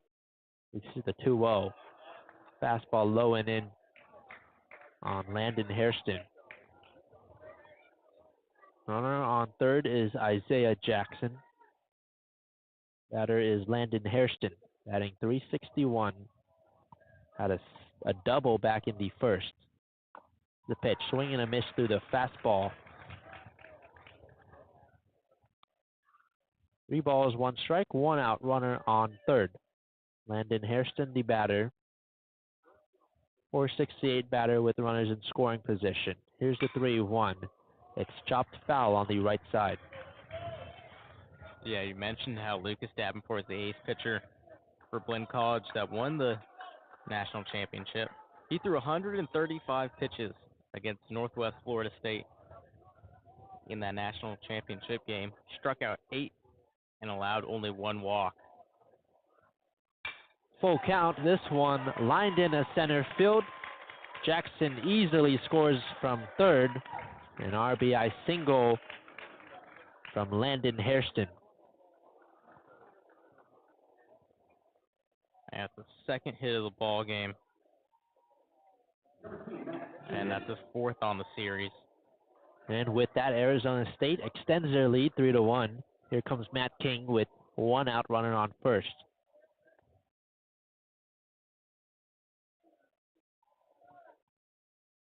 Chang looking for his first hit of the day as he pops a sky-high ball. Cortland Castle removes the mask and tracks it down behind home plate.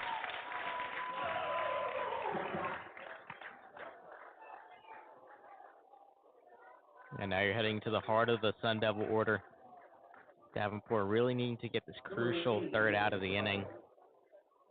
They're already down 2 runs, haven't had too much momentum. They need to limit much damage they can. Runner on first, 2 outs. Top of the 5th. Here's Jacob Tobias, who pops one foul towards the ASU dugout.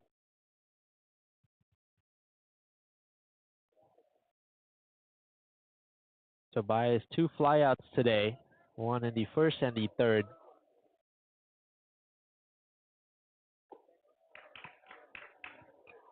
Pitch from Davenport is up and away. 1 ball, 1 strike, 2 outs, runner on first. That's Landon Hairston after his RBI single to extend the ASU lead to 3-1. Davenport set. Here's the 1-1. Swing and a miss through the breaking ball from Lucas Davenport. 13 pitches thrown, 9 strikes for the newly inserted Davenport. 1-2 the count against Jacob Tobias.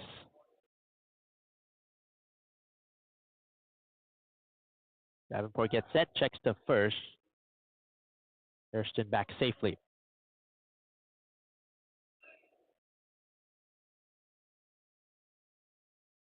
Davenport looks down at his wrist, gets the pitch calm with a green glove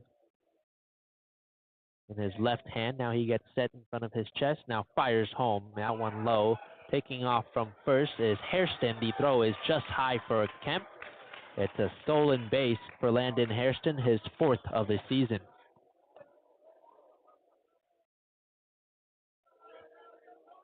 Really good jump, really good instincts. That was a tough ball for Cortland Castle to get. He sent over a good throw just a little high. And now there's runners in scoring position. Here's the pitch, a swing and a miss through the breaking ball. Lucas Davenport, his first strikeout of the afternoon, ends the top of the 5th. ASU adds 1 run. They lead 3-1, headed towards the bottom of this inning. This is Baylor Baseball on Baylor Lariat Radio.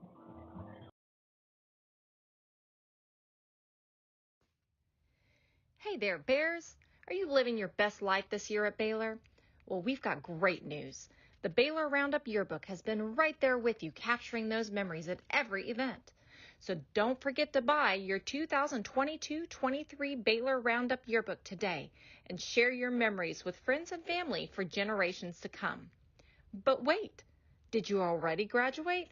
Don't worry, we've got you covered. We have yearbooks dating all of the way back to 1896. So visit our website today at www.baylor.edu/roundup and order your copy. That's www.baylor.edu/ROUNDUP. Have a great year, Bears, and sick 'em. Hey Bears, are you a freshman or senior? Freshman and senior portraits are now being scheduled. Watch your Baylor email for more information on how to reserve your sitting. Hey Bears. Back from the Baylor Ballpark, it's the bottom of the 5th inning. Arizona State has a 3-1 lead over Baylor, and for the play-by-play duties, I'll toss it over to my broadcast partner, Jeffrey Cohen. Thank you, Aidan. Great game called so far. As I said, we're heading to the bottom of the 5th. Here in Waco, Texas, in the heart of Texas. One of the biggest cities here in the central part of the state. And it's 3-4-5. Kemp, Jordan, and Simmons due up for the Bears this inning. And Jeff, it really was a disappointing end to that last inning, leaving the bases loaded. after Travis Sanders struck out. Not exactly the approach you wanted to see from Sanders. Didn't swing the bat on a 3-2 count with 2 outs and bases loaded. As the first pitch to Tyree Kemp from Derek Schaefer. 91-mile-an-hour fastball low and outside for ball 1. Kemp 0-2 on the day, flew out to left field back in the third and struck out. His first time up in the first inning. That one's inside around the hips. 2 balls, no strikes, nobody out. It was senior shortstop out of the Netherlands. Schaefer sets, he kicks and deals. Swung on, ripped into deep right field, and it'll drop. 2 hop off the wall. Heading to second is Tyree Kemp, and he will slide in safely. And it's a leadoff double for the shortstop. Well, what a way to start this inning off. Tyree Kemp sends one deep into right field. It was out of the reach of Keen Vu, bounced off the wall like you said, and it had everyone in that Baylor dugout excited, and that kind of brings some juice in as they were down a little bit now here, hoping to carry this momentum over. And now the left fielder, Wesley Jordan, will come up to bat with Tyree Kemp on second, nobody on. As Schaefer will throw over second base, Kemp will slide in safely.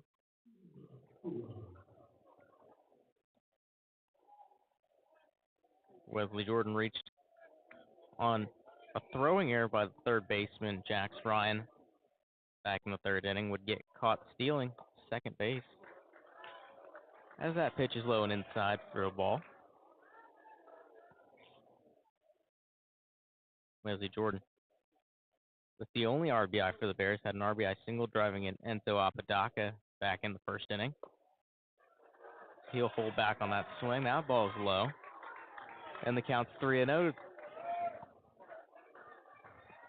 And if you're Baylor, you got to take advantage of that leadoff double from Tyree Kemp here. And it may be more better for the Sun Devils just to walk him, actually giving him a really good count, as he'll swing and foul this one back on the 3-out count. Schaefer not wanting to back down. Excuse me, 2-1 count.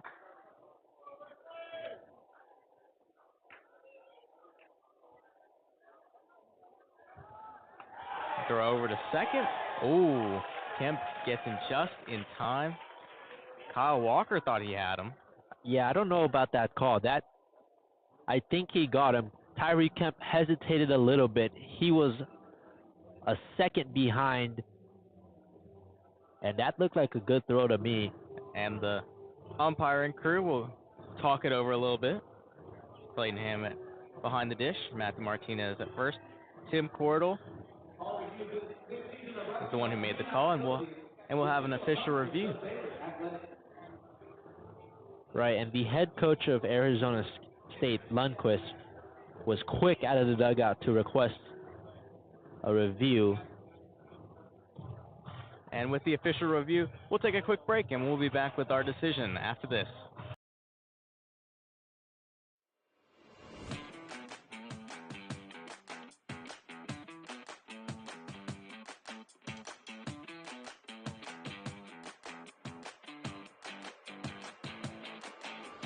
Hey Bears, are you always the last to know about what's happening at Baylor? Are you left quiet in a group when talking about last week's game? Well, you haven't gotten your morning buzz yet. Did you know you can get your dose of current Baylor news every Tuesday through Friday straight to your inbox? The Baylor Lariat Morning Buzz e-newsletter provides you with breaking Baylor stories, local events, and in-depth sports coverage daily. You can be in the know on all things Baylor. If you aren't already buzzing, go to BaylorLariat.com. That's BaylorLariat.com and click the subscribe now to get your morning buzz from the Baylor Lariat. News for the students, by the students. We'll see you in your inbox. Stay informed and stay connected with Lariat TV News. Tune in to LTVN every Friday, your go-to source for everything happening on campus and around Waco. From breaking stories to exclusive interviews, we cover campus events, student life, sports updates, and more. By the students, for the students. Catch our latest broadcast every Friday afternoon on YouTube by searching Baylor Lariat TV News. Stay informed and stay connected with Lariat TV News. Tune in to LTVN every Friday, your go-to source for everything happening on campus and around Waco. From breaking stories to exclusive interviews, we cover campus events, student life, sports updates, and more. By the students, for the students. Catch our latest broadcast every Friday afternoon on YouTube by searching Baylor Lariat TV News. Hey there, Bears. Are you living your best life this year at Baylor? Well, we've got great news. The Baylor Roundup Yearbook has been right there with you, capturing those memories at every event. So don't forget. Bottom of the fifth here at Baylor Ballpark, and the official review on that play of second, and the call stands. Tyree Kemp safe at second. Looked like the throw beat him, but he slid just under the tag of the second baseman, Kyle Walker, and it's a 2-1 count to Wesley Jordan. That would have been costly for the Bears if they overturned that. That one skips over the plate. Counts 3-1. Jordan hitting 296 on the season. Looking for that 10th home run. Runner on second, no outs. Schaefer kicks and deals. Swung on chopper. Ryan charges. He throws over, and he'll get in time to get Wesley Jordan as Tyree Kemp will advance to third base. Good play by Ryan to Tobias to get the out at first. For Wesley Jordan, able to help the runner advance to third now with a really great hitter in Hunter Simmons coming up.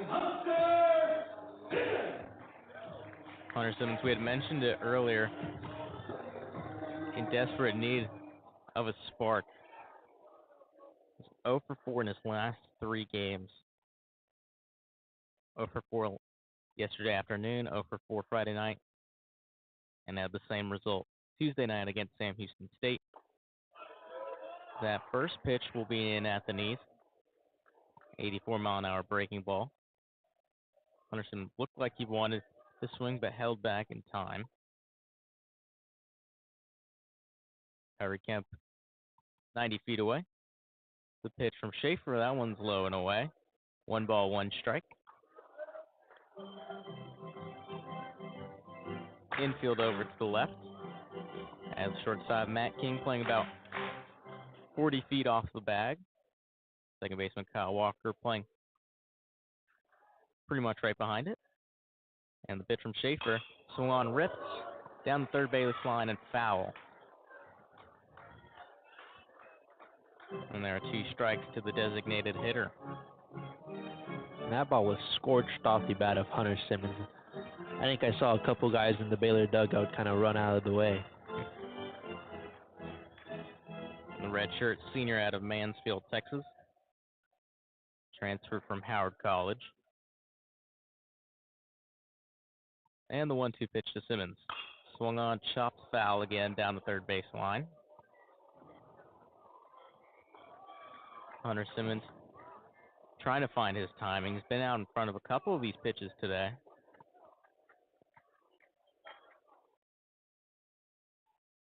And just looking to get on base after striking out in both of his plate appearances.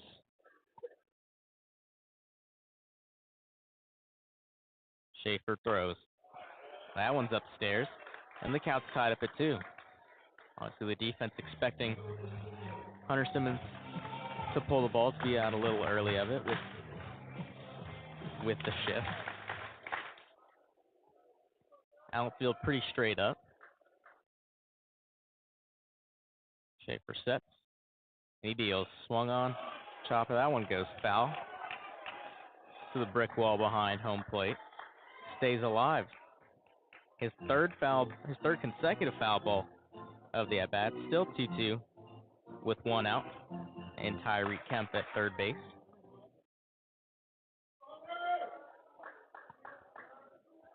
the Baylor faithful cheering on Simmons.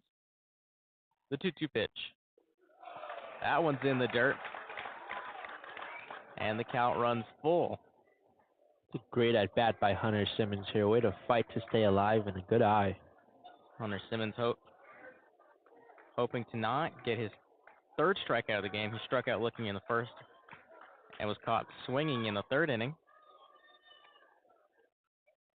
Home plate umpire Clayton Pham calls time. Says play ball, and we are ready to resume play. Schaefer sets. And the pitch. Swung on and fouled back.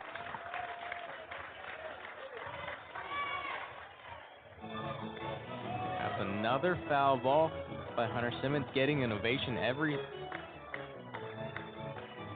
foul ball. Continuing to stay alive, hoping to drive in his shortstop.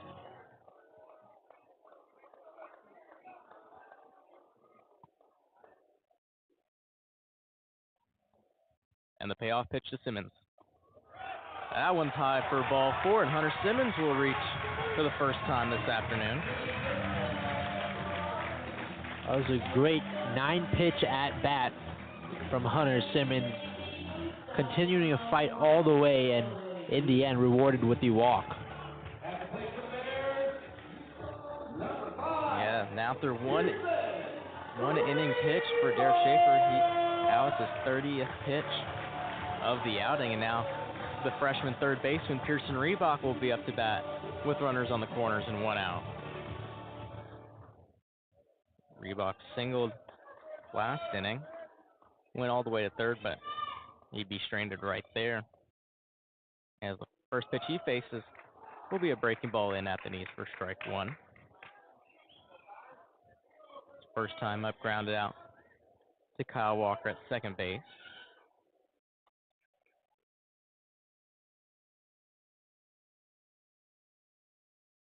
And the 0-1 pitch.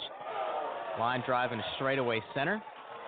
Here comes Kemp tagging, and he'll make it home with no contest. And the Bears chip away at his 2-run deficit. It's 3-2. Sac fly from Pearson Reebok cashes in Tyree Kemp, and the Bears cutting in to the Arizona State lead now with runner on first, only down by 1 run. Pearson Reebok's second RBI in the last 2 games. As now the senior catcher, Cortland Castle, will come up to bat with a runner on first and 2 outs. And the first pitch to Castle, that's a fastball over the heart of the plate, 92 miles an hour. Strike 1. Cortland Castle, as a sophomore in 2023, named All Big 12 honorable mention. As he'll wave at that high fastball down on the count, 0-2. Also been academic All Big 12 the last 2 seasons.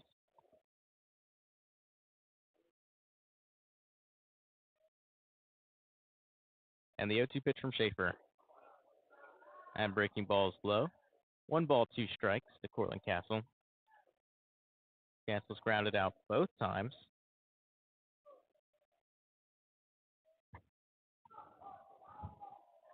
Looking to keep this inning rolling for the Bears. And the 1-2 pitch underway. Just a bit outside. And we are tied up at 2 with 2 outs. Catcher Josiah Cromwell trying to frame that breaking ball, but just cuts a little too deep and falls out of the zone. Schaefer lifts and deals. That fastball is upstairs, and the count runs full. Second straight batter with a full count to Schaefer. Now at 37 pitches, excuse me.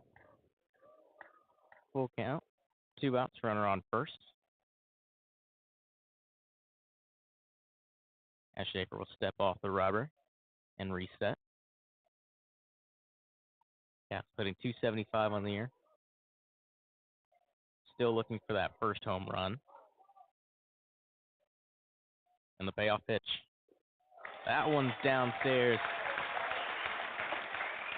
And it's another walk. There's another quality at bat for the Bears. Cortland Castle, now Hunter Simmons on second, Castle on first. And the center fielder, Ty Johnson, will head to the left-handed batter's box, but Cromwell will head over to the mound to talk to his pitcher, who's issued a leadoff double to Tyreek Kemp, who scored on a sac fly off the bat of Pearson Reebok, and has also given up a walk to Hunter Simmons, who's now at second, and Cortland Castle, who stands at first. There's a little action in the Sun Devil bullpen.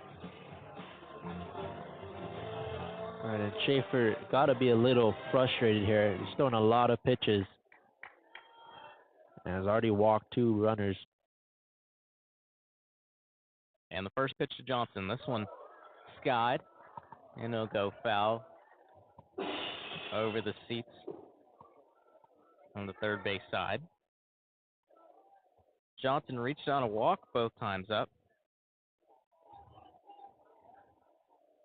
Leads the team in walks, now with 32. And the 0-1 pitch. This one's chopped. And the pitcher will make the grab and will toss it over to Tobias at first. And that'll do it for the inning. Bears strike for 1 run on a sac fly from Pearson Reebok as they trail 3-2 as we head to the top of the 6th here on Baylor Lariat Radio. Stay informed and stay connected with Lariat TV News.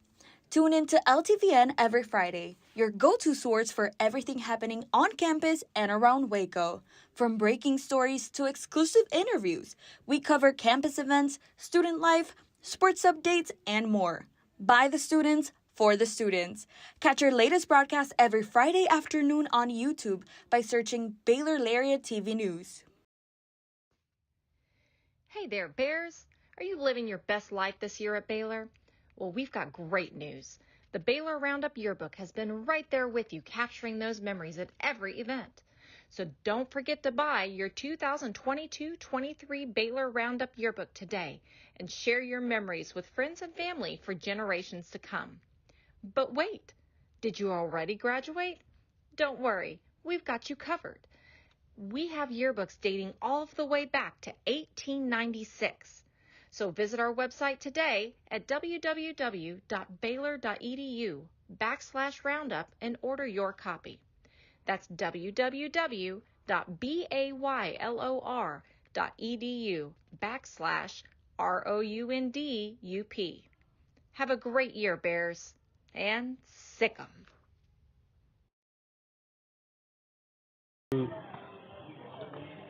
Alan Jackson's 1994 hit, Chattahoochee, ringing out through Baylor Ballpark. As a beautiful day here in Waco. 77 degrees, and it's very sunny as summer break on the horizon for many Baylor students. That also means final season is here. We have a couple of laptops here and there. People enjoying the beautiful weather and some Baylor baseball while also studying for those finals. That's some efficient double tasking right there, or multitasking, I should say. For sure, as we're through 5 here at Baylor Ballpark. Sun Devils lead the Bears 3-2. And leading off for the Sun Devils will be the right fielder, Keen Vu. He'll look at that first pitch low and away for ball 1. Keen Vu hitting .346 on the year. It's 0 for 2 on the day with 2 groundouts. This one's hard ground ball, snagged by Kemp. His throw over to first in time. What a play by Tyreek Kemp. Standing at 5'7", 156 pounds, but he's got the range like he's 6'4". That's an unbelievable play by Tyreek Kemp.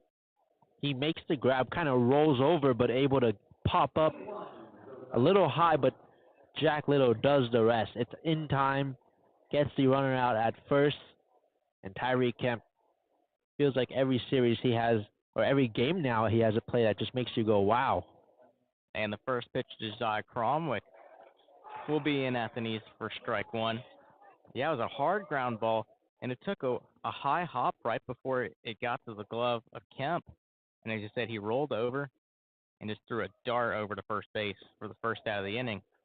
That breaking ball cuts across the zone, but will land just outside. 1 ball, 1 strike with the catcher Cromwick.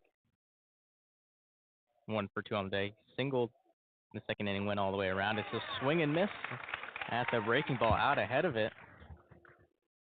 And the count's 1-2. Scored on Brandon Compton's double.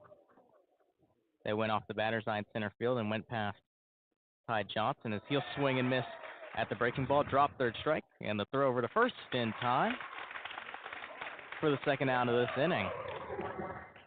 And Jeffrey, the breaking ball has looked really good for Lucas Davenport. He's got a couple of those Sun Devils swinging at it. That time it was a drop third strike.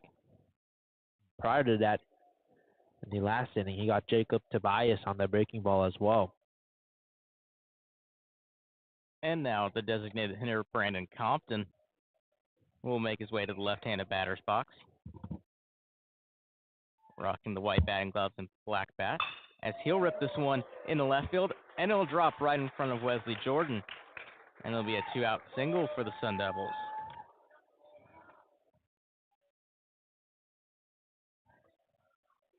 Nice hit by Compton. Drops right in front of Wesley Jordan, like you said, and a runner on.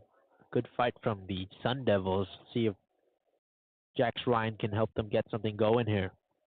That's Compton's second hit of the ball game. Had an RBI double. As I just said, last at bat, drove in Josiah Cromwick as the first pitch to Jax Ryan will be just a little low. 1 ball, no strikes to the third baseman. Jax Ryan bunted to pitcher Ethan Calder, who threw him out in the second inning. So that one will get in the zone. And the count's tied up at 1 with 2 outs. And he grounded out to Tyree Kemp his last time up back in the 4th inning. 1-1 count, 2 outs, runner on first. Davenport will throw over to first. He throws a little high.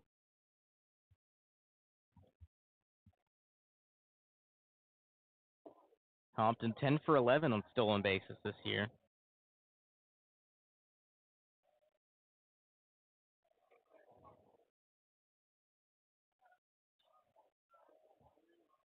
As Davenport will appeal back to first base, but not in time. Compton returns safely. Compton, one of the 5 players on the Sun Devil team with double-digit steals. This one's chopped. 1 hopper to Pearson Reebok. He throws over to first in time. And the Sun Devils strand a base runner. And as we head to the bottom of the 6th, Bears still trail 3-2.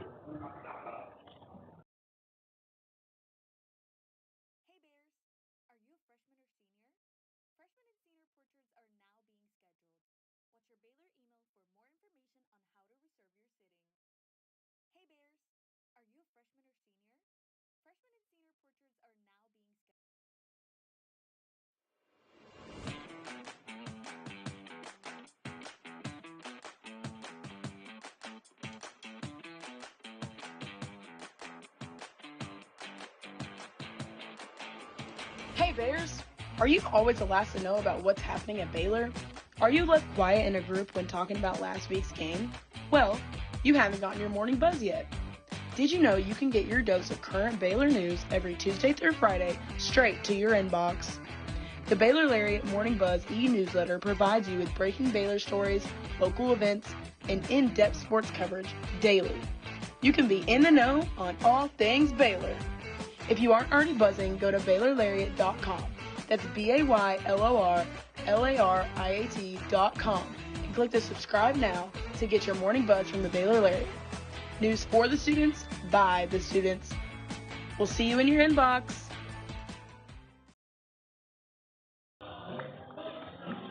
Bottom of the sixth here at Baylor Ballpark. Arizona State leads Baylor 3-2. As we have a new pitcher. It's the junior right-hander Lucas Kelly out of San Francisco, California. He had pitched on Friday night, got the loss. He went 1 2/3 innings, allowing 4 runs on 3 hits, and had no earned runs. Also struck out 2. Obviously, not exactly the night he wanted to have.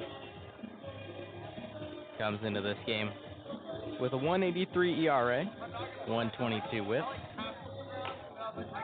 Right, and Kelly has had some, not the night he wanted on Friday, but he has had some pretty good outings. 13 scoreless appearances this year.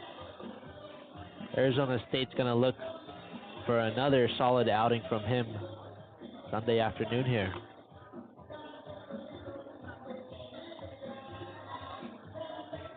Okay.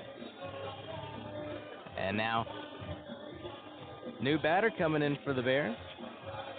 Coming in for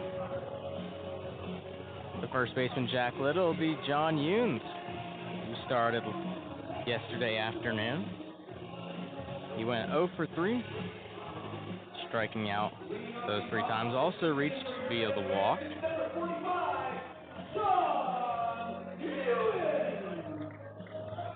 Right, and Jack Little obviously got the start at first base. And John Ewan's taking over now. Not the best outing for Little. As the first pitch from Kelly, that one's inside.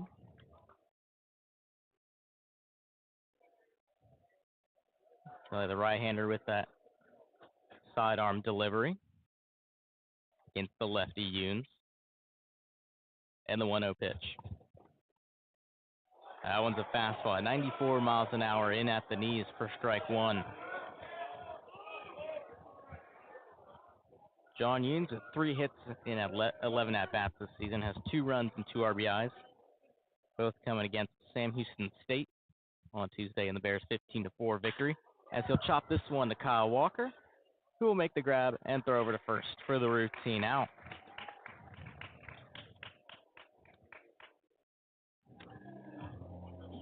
Just another routine ground ball for Kyle Walker and Tobias. Bears were able to add a run last inning and see if they can do it again here in the 6th. And the lineup card will turn over for the Bears as Enzo Apodaca will come up to bat with 1 out and nobody on. First pitch to Apodaca, fastball just outside for ball 1.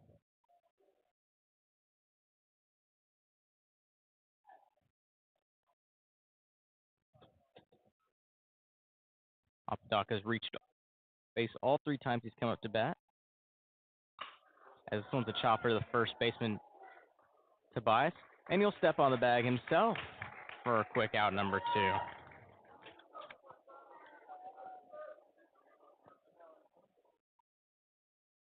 Well, great job by Tobias to scoop it up first off and then taking it over to first, like you said, to get the put out.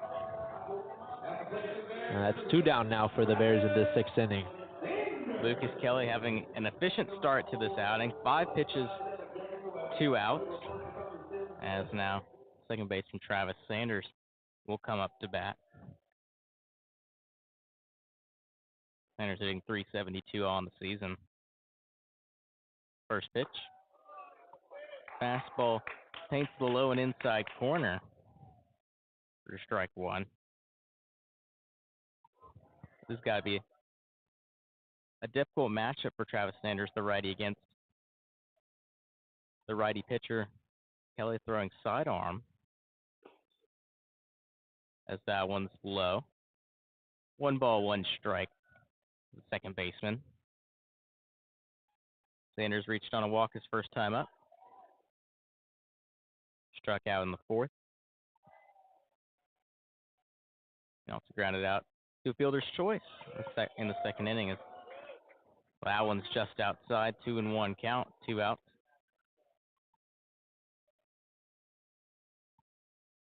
Infield a little to the left. Not a very big shift, but a big hole between Matt King at short and the second base bag. 2-1 pitch from Kelly. Swung on and missed. 96-mile-an-hour fastball rising above the bat of Sanders. And the fastball so far for Lucas Kelly has proven to be pretty efficient, especially against Sanders here.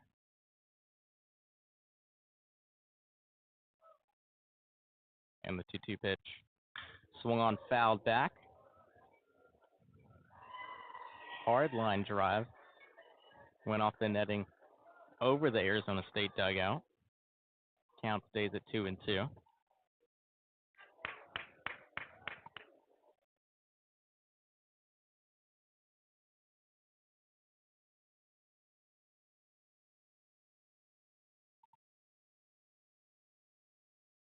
Kelly kicks and deals. Swung on and missed. Got him on the fastball. 1, 2, 3 inning for the newly inserted Lucas Kelly.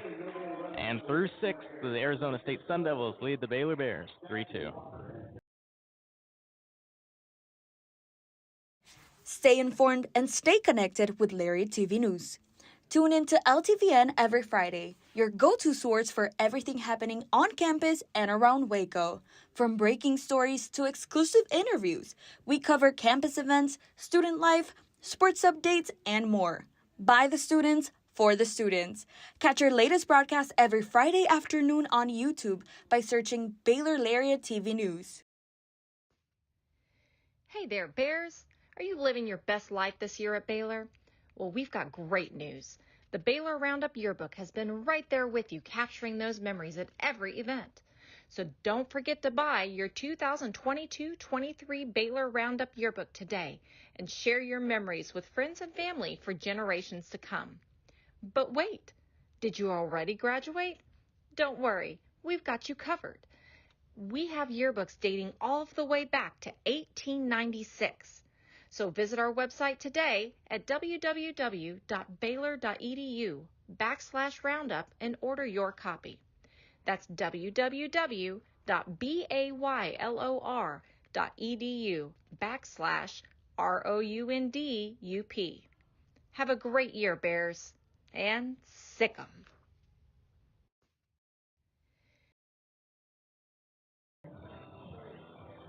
And we are back with the 7th inning here from Baylor Ballpark. We got some Star Wars questions at some of the breaks throughout this day. It's Star Wars weekend. May the 4th be with you.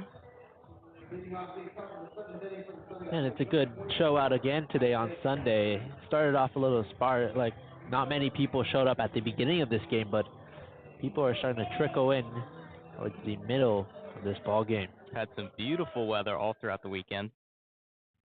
Friday it was raining very hard, but cleared up before first pitch is out. Ball's a fastball outside to Isaiah Jackson. Counts 1-0.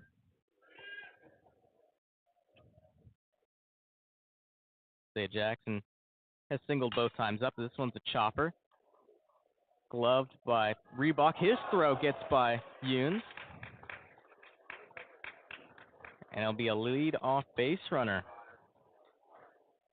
It's going to go down as an error on Pearson Reebok, who is pretty reliable down there in the hot corner. That throw just too far in front of John Younes. He had to step off the bag, and it still got by him.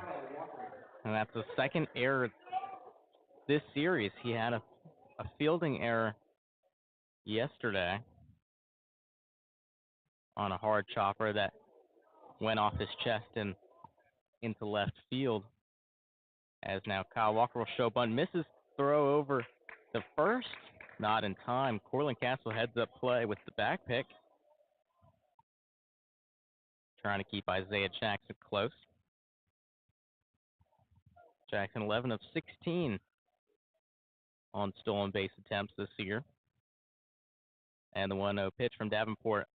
That one's low inside, right past the knees of Kyle Walker.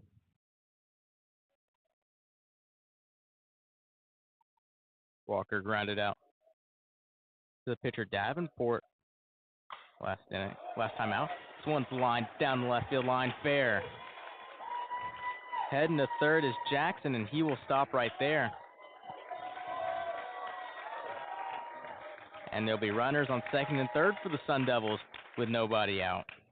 What a shot by Kyle Walker. Scorched off his bat on the left field line. It rolled into the corner. The double for Walker, and more importantly, a runner on third now for Landon Hairston, who already has an RBI today. Now you have to wonder how much breathing room Mitch Thompson gives his redshirt sophomore pitcher. First pitch to Hairston will be outside. 1 ball, no strikes to the left fielder, Landon Hairston.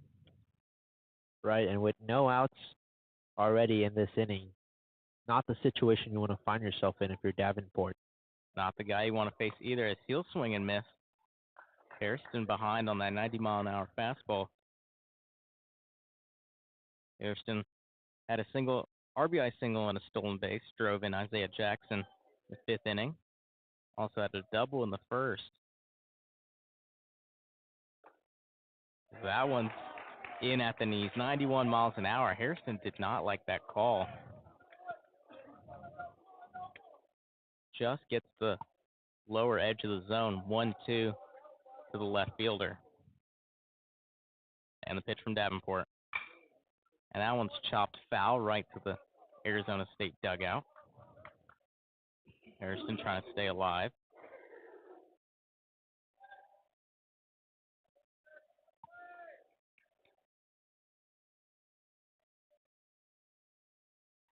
Davenport sets. And he deals. Swung on and missed. Got him on the 78-mile-an-hour breaking ball. And a crucial first out of this inning. That was a fantastic pitch for the punch-out. Yeah, well-placed pitch by Lucas Davenport. Going with the breaking ball there and striking out a really good batter in Landon Hairston, who already had 2 hits today.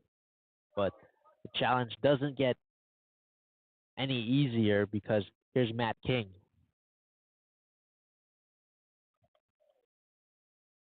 Matt King 0 for 2 on the day. Did reach on a walk in the first inning. As he'll look at that first pitch go by for a strike.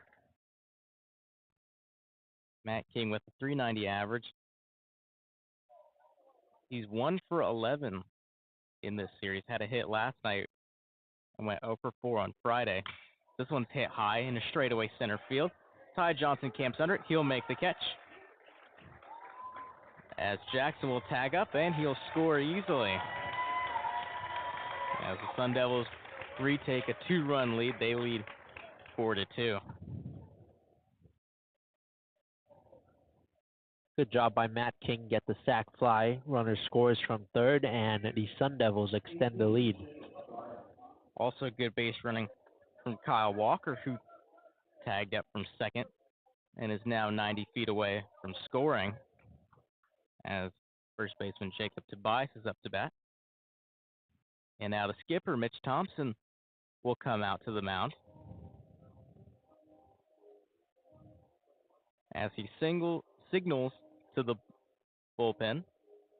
And we'll take a quick break with the pitching change, and we'll come back with the new pitcher for the Bears.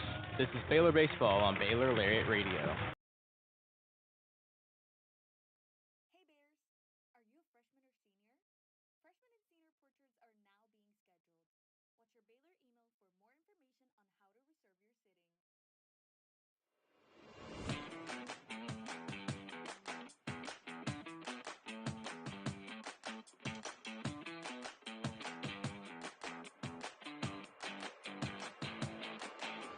Hey Bears, are you always the last to know about what's happening at Baylor? Are you left quiet in a group when talking about last week's game? Well, you haven't gotten your morning buzz yet. Did you know you can get your dose of current Baylor news every Tuesday through Friday straight to your inbox? The Baylor Lariat Morning Buzz e-newsletter provides you with breaking Baylor stories, local events, and in-depth sports coverage daily. You can be in the know on all things Baylor. If you aren't already buzzing, go to BaylorLariat.com. That's BaylorLariat.com and click the subscribe now to get your morning buzz from the Baylor Lariat. News for the students, by the students. We'll see you in your inbox.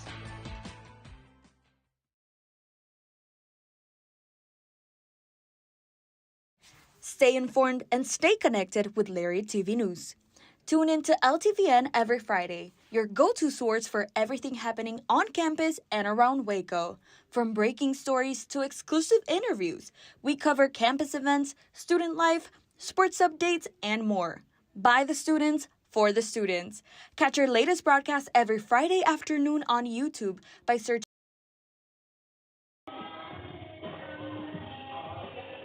New pitcher here in the bottom of the seventh for the Bears. And sophomore left-handed pitcher R.J. Rouet out of Salina, Texas. And Aidan has a rundown on our new pitcher.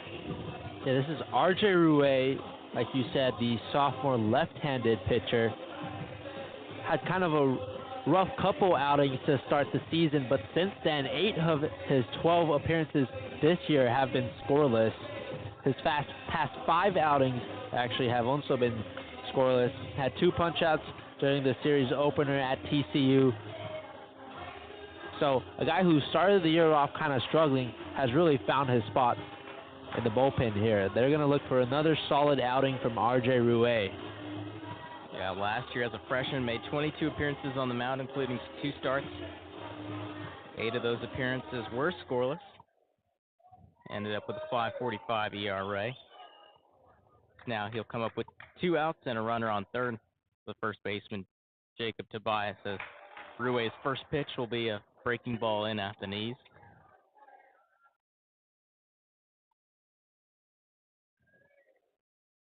No balls, 1 strike to Tobias. 0 for 3 on the day, struck out his last time up. And breaking ball outside, 81 miles an hour. Count tied up at 1. Kyle Walker is bouncing around on third. Already has 18 stolen bases here. If he sees the right opportunity, he might take it. That one skips in for ball 2. Yeah, has a lot of room to work with against the lefty pitcher with his back to third base. And Pearson Reebok about 15 feet off the bag. That breaking ball clips the inner edge. And it's a 2-2 count with 2 outs and a runner on third to the first baseman, Jacob Tobias. Infield playing back. Breaking ball up and inside. Count runs full. Rouet lost his grip. Almost got away from him too much.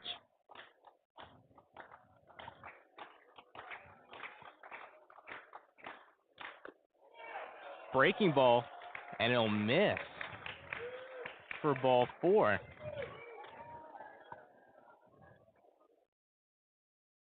Interesting call from our vantage point. It looked like that ball got a good chunk of the zone. But it'll be runners on the corners with 2 outs for the right fielder, Kian Vu. Yeah, not much counter from Mitch Thompson. Didn't really try to fight that call at all. But yeah, like you said, runners on the corners now for Kian Vu. And the first pitch to Vu. That one's a breaking ball in the dirt. Vu hitting .343 on the year. 0 for 3 on the day with 3 ground outs. 1 to second base, 1 to third base, and 1 to short. And the 1-0 pitch from Rouet. That one skips in the dirt again, this time in the right-handed batter's box, excuse me, against the left-handed batter, Vu.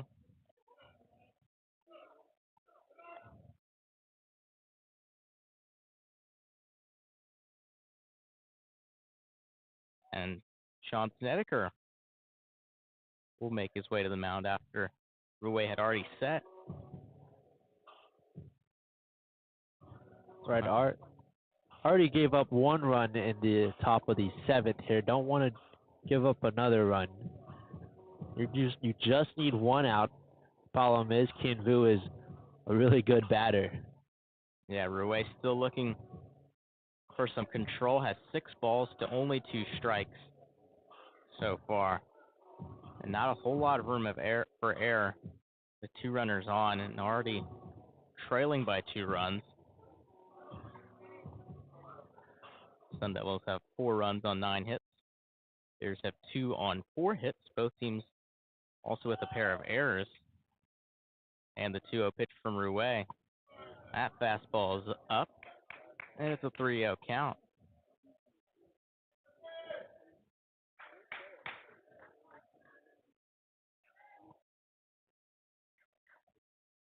Lefty on lefty. And the 3-0 pitch. That one's low and outside. 4-pitch walk will load the bases. Mitch Thompson's going to go to the bullpen here. That'll be the day for R.J. Rouet. Unfortunately, not the outing he would have liked. R.J. Rouet won't record now. He goes 0+ innings, facing only 2 batters and allowing 2 walks. That'll do it for him. And we'll step aside for just a few moments, and we'll be back with our new pitcher.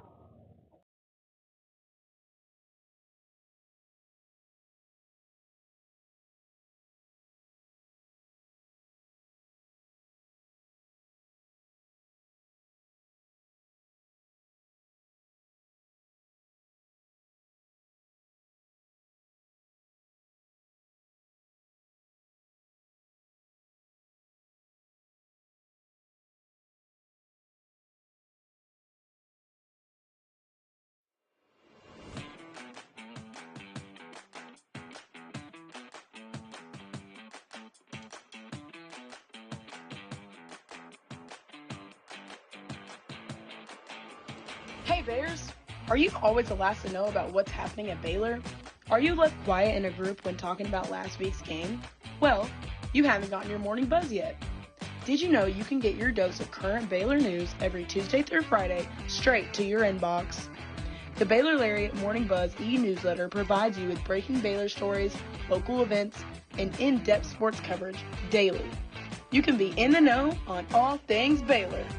If you aren't already buzzing, go to BaylorLariat.com.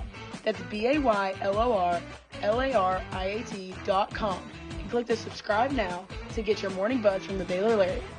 News for the students, by the students. We'll see you in your inbox. Hey Bears, are you a freshman or senior? Freshman and senior portraits are now being scheduled. Watch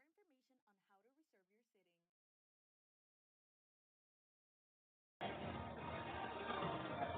New pitcher here for the Bears. It's their 3rd of the inning as they trail 4-2 in the top of the 7th. It's the junior right-hander Grayson Murray out of Tyler, Texas, coming into this game with a 1.71 ERA and 0.95 WHIP. He had pitched last on Friday night, went 1 1/3 innings, allowed no runs on 2 hits, also gave up 2 walks. And he's now been inserted into a sticky situation. Bases loaded with 2 outs to the catcher Josiah Cromwick,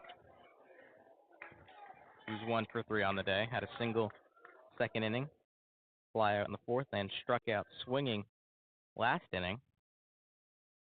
Home plate umpire Clayton Ham calls time. Looks like we might have some more issues with the pitch column. Second baseman Travis Sanders will switch his with Grayson Murray. All right, and Grayson Murray here, obviously bases loaded, but you do have 2 outs here.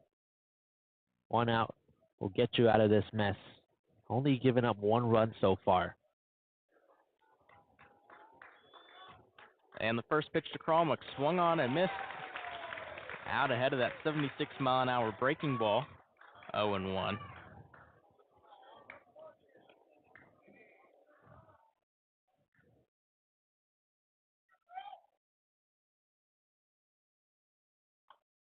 And swung on and fouled off the end of the bat to the Arizona State dugout. 0-2. Grayson Murray has allowed runs in 3 of his 3 of now 15 appearances. And it's the only 4 runs he's allowed all season. The 0-2 pitch underway. Swung on, chopped, foul once again to the visiting dugout. Cromwell trying to stay alive. Grayson Murray pounding the zone early. 3 strikes to no balls, including that last foul ball. The 0-2 pitch. Swung on, hit high, and foul, as it'll hit over the metal canopy here at Baylor Ballpark.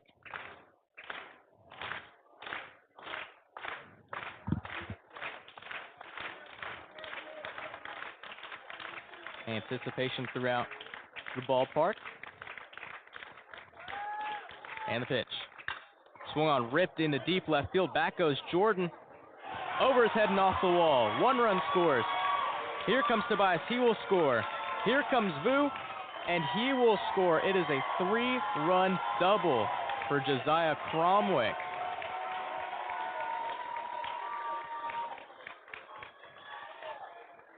And the Sun Devils take a commanding 7-2 lead over the Bears here on Sunday afternoon in Waco, Texas. Well, what a job by Josiah Cromwick. Gets down in the count early, 0-2, able to foul off a couple balls, and then sends one deep into left field. It bounces off the wall, a bases clearing double. As that pitch to Compton will be in for strike 1. And that's got to be so deflating for Baylor. Already lacking a lot of momentum in this game. They were still in it. It was only a 2-run game until, as I said, the bases clearing double. That one's low and outside. Counts 1-1 for the designated hitter. Compton 2 for 3 with an RBI double in the second, and he singled last inning. That one's a breaking ball outside. 2 balls, 1 strike with 2 outs. And Cromwick on second.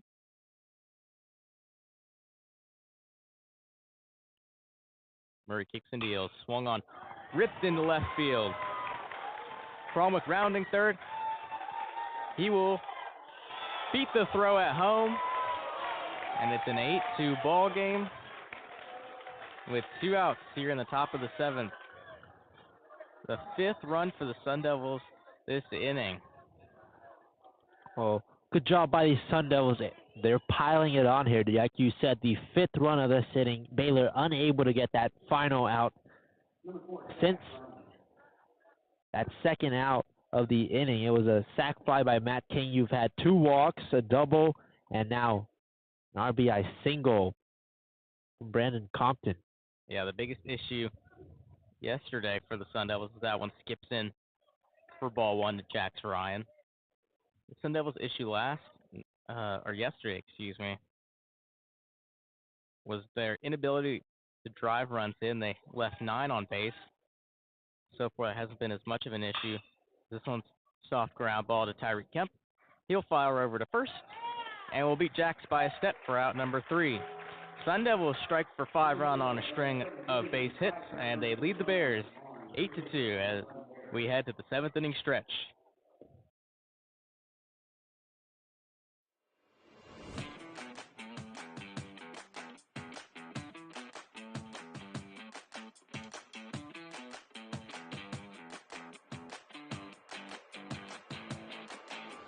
Hey Bears, are you always the last to know about what's happening at Baylor? Are you left quiet in a group when talking about last week's game? Well, you haven't gotten your morning buzz yet. Did you know you can get your dose of current Baylor news every Tuesday through Friday straight to your inbox? The Baylor Lariat Morning Buzz e-newsletter provides you with breaking Baylor stories, local events, and in-depth sports coverage daily. You can be in the know on all things Baylor. If you aren't already buzzing, go to BaylorLariat.com. That's BaylorLariat.com and click the subscribe now to get your morning buzz from the Baylor Lariat. News for the students, by the students. We'll see you in your inbox.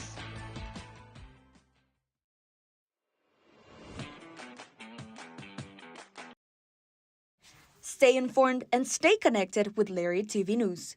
Tune in to LTVN every Friday, your go-to source for everything happening on campus and around Waco. From breaking stories to exclusive interviews, we cover campus events, student life, sports updates, and more. By the students, for the students. Catch our latest broadcast every Friday afternoon on YouTube by searching Baylor Lariat TV News. Seventh inning stretch here at the Baylor Ballpark. Sun Devils tacked on 5 runs in the top of this inning and take a commanding 8-2 lead over the Baylor Bears. Right, and for Baylor here, you're obviously facing a huge deficit, but you can't look at it like that. It's got to be one hit at a time, and you slowly crawl your way back into this game. You can't get it all with one hit here. Crushing blow. The Bears, they lost last night 4-1. Moved down from 8th in the Big 12 to 10th with the loss. As the first pitch to Tyreek Kemp, fastball outside for ball 1. Obviously, another loss will just be another blow. This one hit high down the left field line, and it will twist foul. 1 ball, 1 strike to Tyreek Kemp. Bears with 6 more conference games remaining. 3-game series here at home next weekend against Oklahoma State, and they'll travel to Orlando against the UCF Knights. That one's up and outside. 2-1 count to Kemp. And that series against UCF will finish out the regular season. Baylor hoping to make it to the Big 12 tournament for the first time in 3 years. 1-2 pitch, foul back to the backstop. 2-2 count to the senior shortstop, Tyreek Kemp.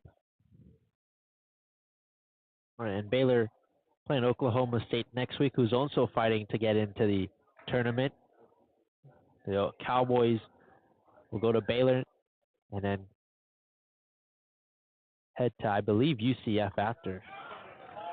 That one swung on and missed. Got him on the 95 mile an hour fastball for the first out of this inning.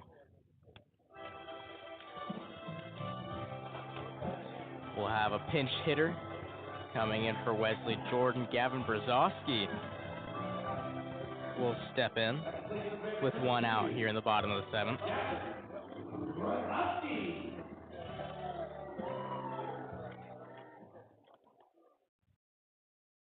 Brzezowski coming in with the .222 batting average.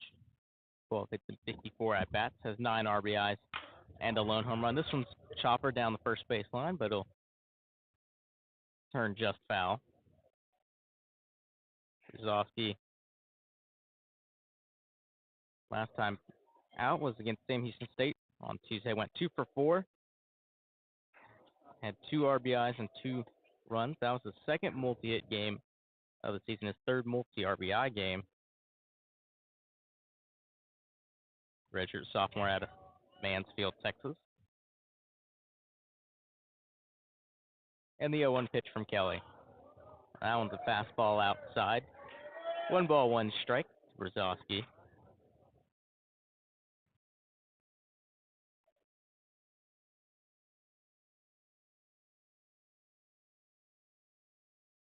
Started only 1 game last year. That was against Oregon back on February 17th. That one's up and in. Almost hit Brzezowski in the hands. 2-1. That was before he suffered a season-ending injury. Not a very consistent starter throughout this year, but has gotten obviously significantly more playing time. 2-1 pitch from Kelly. Hit high into deep left field, back at the wall, and it's gone! Gavin Brzezowski with his 2nd home run of the year.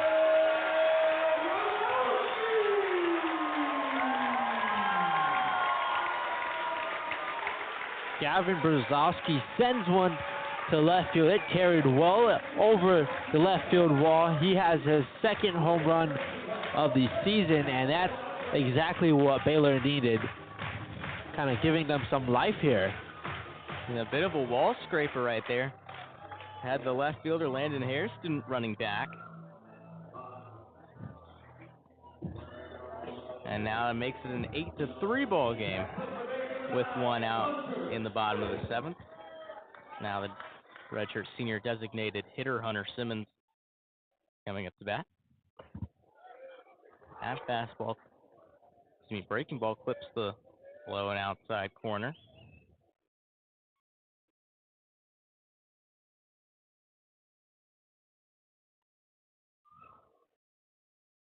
That's the first home run that Kelly's allowed all season. That one's outside for ball one. 21 innings pitched, only one home run allowed. That was also his first extra base hit that's been allowed by Lucas Kelly.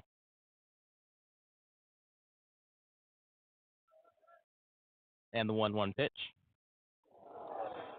Hits Hunter Simmons in the left arm. And he'll take first base. They got a good piece of his arm too, Hunter Simmons, in some discomfort, but heads towards first. He's aboard, and the Bears showing some more life in this inning. Runner now on for Pearson Reebok, who steps up to the plate. I also want to make a correction. That was Lucas Kelly's third home run he's given up on the season. Now Pearson Reebok comes up to bat with runner on first, one out. First pitch to the lefty batter, swung on and missed, waved at the fastball. 0-1 count, Reebok. He has sacrifice fly to center field last time up in the fifth inning. Singles in the fourth and grounded out second base in the first. As he'll be behind on that one, 0-2. 96-mile-an-hour fastball off the hand of Lucas Kelly. Back-to-back fastballs from Lucas Kelly, and Christian Reebok has missed both of them.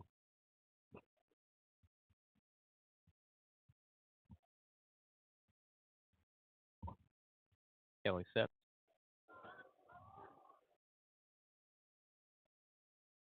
As the second base umpire, Tim Cordell, will call time.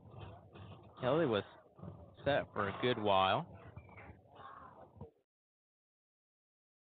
1-2 count to Reebok. Pitch. At the fastball. Cuts across the plate, but just inside. 2 balls, 2 strikes to Reebok.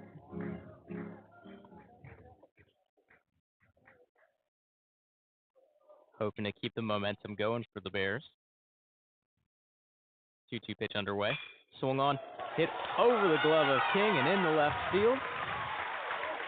Simmons will stop at second. And there'll be runners on first and second with one out for the Bears. Oh, the Bears not going down without a fight. Gavin Brzezowski hits that home run. Hunter Simmons gets on with the hit by pitch, and now Pearson Reebok gets his second single of the afternoon. Runners on first and second. Cortland Castle steps up to the plate. The Bears trying to overcome a 5-run deficit. And looks like the infield will have a meeting with their pitcher. No coach involved in this meeting.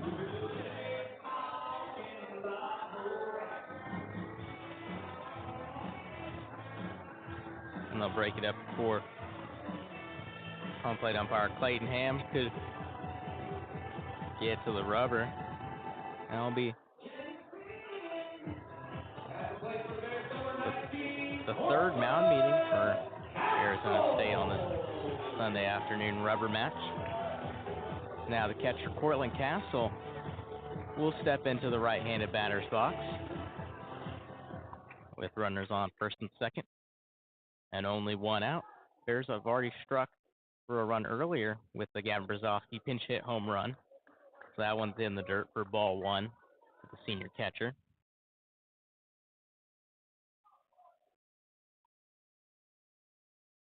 Portland Castle playing for his hometown team out of Woodway, Texas. Went to Midway High School. That one's just outside. It's for ball 2. 2-0 count to Castle.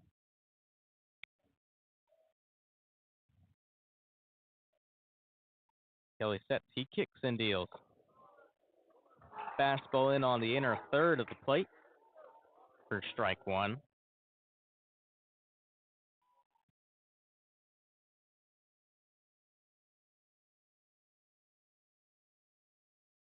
Castle hitting .240 with runners in scoring position. That one's outside. 3-1 count.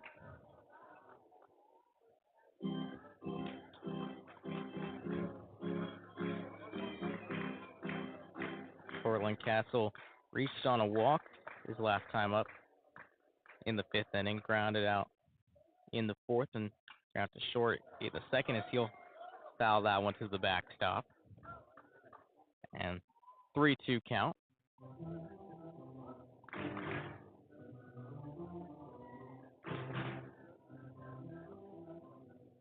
Sun starting to shift toward that third base line.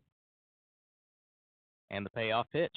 Swung on and skied into shallow center field. And Isaiah Jackson will make the catch. And both base runners will have to retreat. Good running play by Jackson. And there are 2 down here in the bottom of the 7th. Yeah, it's a great job by Jackson to make the catch. 2 outs now, runners on first and second. And with Ty Johnson coming up to the plate, Lucas Kelly can get out of this one a lot easier. Ty Johnson 0 for 1 on the day.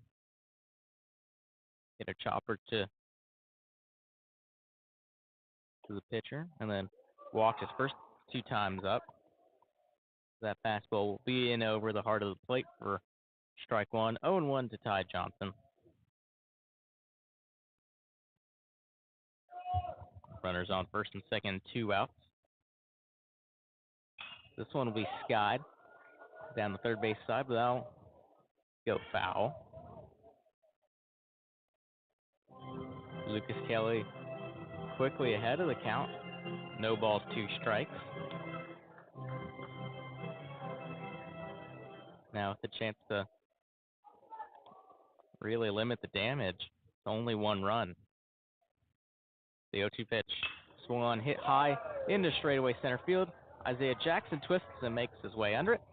And he'll make the catch for the 3rd out of the inning. Gavin Brzezowski tacks on a run for the Bears with a pinch hit home run. And the Bears still trail 8-3 as we head to the 8th inning here on Baylor Lariat Radio.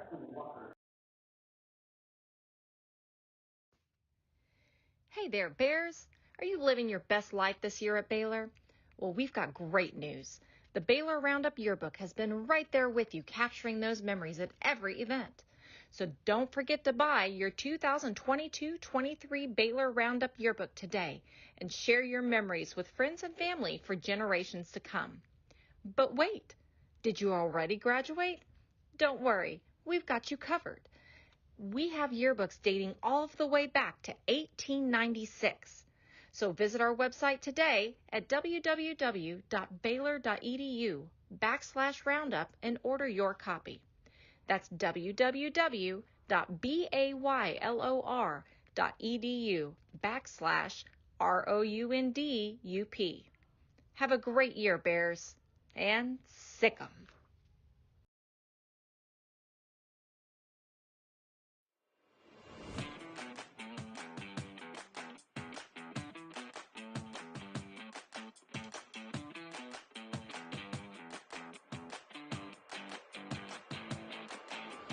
Hey Bears! Are you always the last to know about what's happening at Baylor? Are you left quiet in a group when talking about last week's game? Well, you haven't gotten your morning buzz yet. Did you know you can get your dose of current Baylor news every Tuesday through Friday straight to your inbox? The Baylor Lariat Morning Buzz e-newsletter provides you with breaking Baylor stories, local events, and in-depth sports coverage daily. You can be in the know on all things Baylor. If you aren't already buzzing, go to BaylorLariat.com. That's BaylorLariat.com and click the subscribe now to get your morning buzz from the Baylor Lariat. News for the students, by the students. We'll see you in your inbox.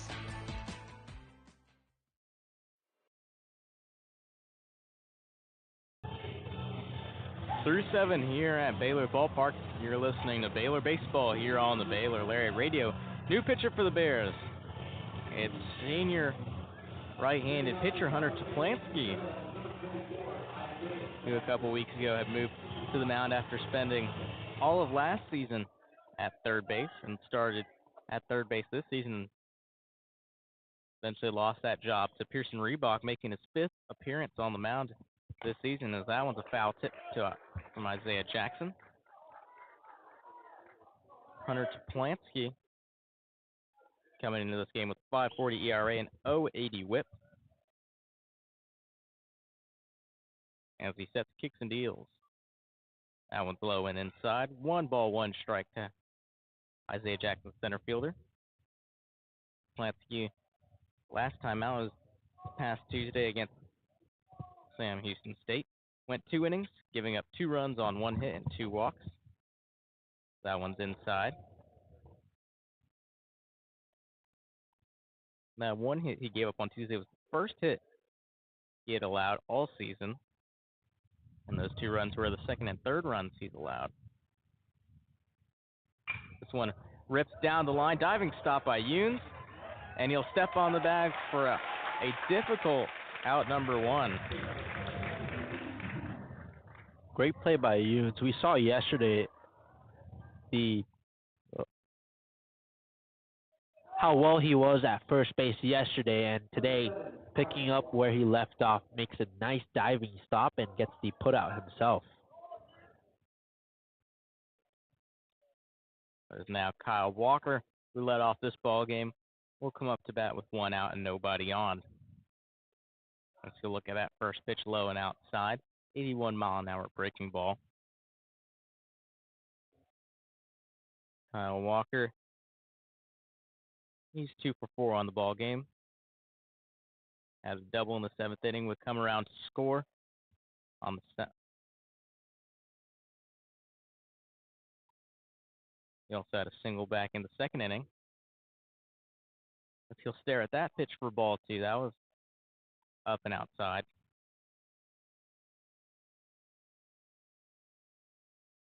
And the trainer will come out to take a look at Hunter Toplansky. Yeah, not sure what they're looking at here, but Sean Snedeker and Mitch Thompson also both walking out there.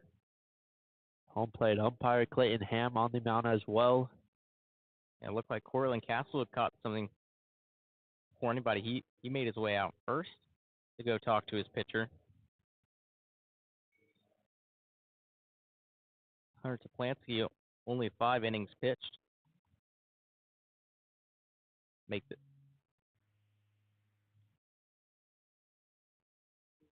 that 5.1 with that out. And he'll exit this ball game.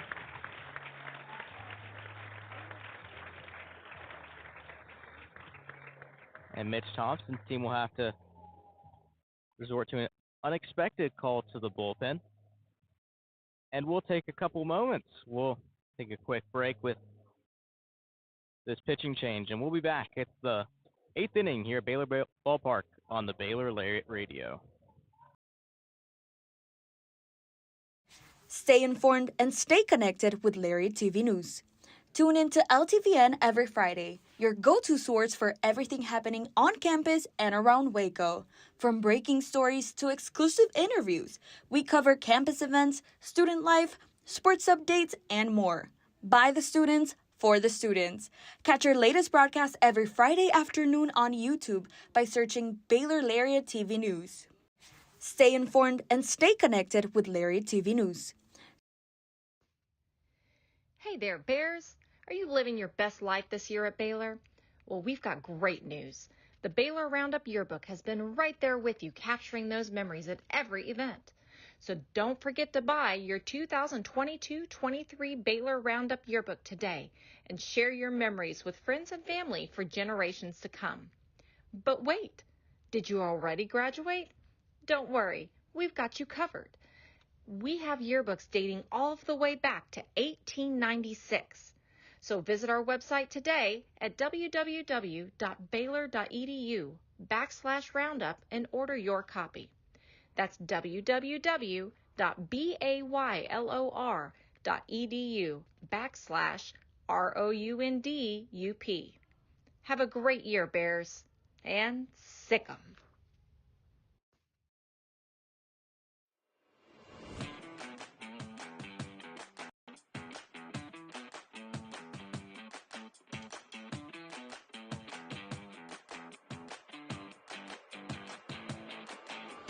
Hey Bears! Are you always the last to know about what's happening at Baylor? Are you left quiet in a group when talking about last week's game? Well, you haven't gotten your morning buzz yet. Did you know you can get your dose of current Baylor news every Tuesday through Friday straight to your inbox? The Baylor Lariat Morning Buzz e-newsletter provides you with breaking Baylor stories, local events, and in-depth sports coverage daily. You can be in the know on all things Baylor. If you aren't already buzzing, go to BaylorLariat.com. That's BaylorLariat.com and click the subscribe now to get your morning buzz from the Baylor Lariat. News for the students, by the students. We'll see you in your inbox.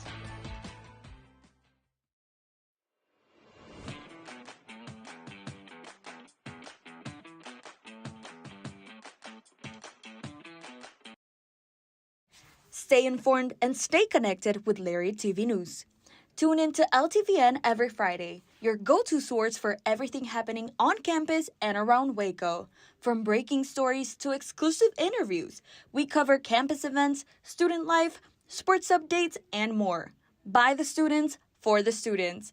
Catch our latest broadcast every Friday afternoon on YouTube by searching Baylor Lariat TV News.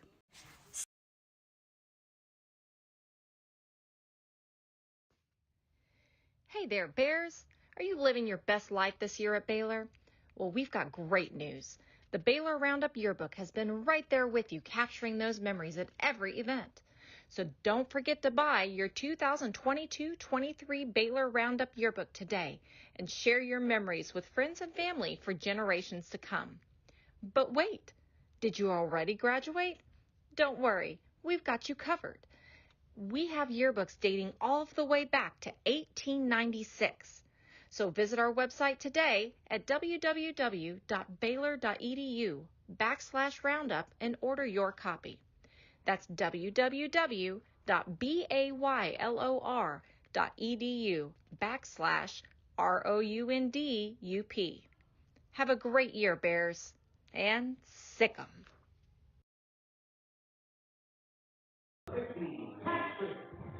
You're listening to Baylor Baseball here on the Baylor Lariat Radio. It's the top of the eighth of an 8-3 ball game. As the new pitcher for the Bears, Patrick Hale, will come in for the injured Hunter Toplansky, and Aidan has the rundown on Hale.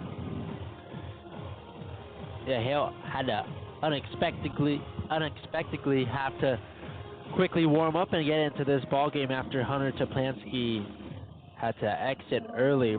Patrick Hale, the redshirt senior right-handed pitcher out of Arlington, Texas, the transfer from Lamar, where he spent some time under current Baylor head pitching coach Sean Snedeker. Hale this year, 8 of his 13 appearances have been scoreless. In that Gonzaga series, got 2 big outs and fanned a season-high 3 batters versus Sam Houston earlier this season. Yeah, Hale's last time out, he went 2 2/3 against TCU back on the 25th. Allowed only 1 run on 2 hits, had 1 strikeout to 2 walks. Now sitting at a .550 batting average. One of, if not the biggest guy on the roster. Standing at a strong 6'6", 250 pounds.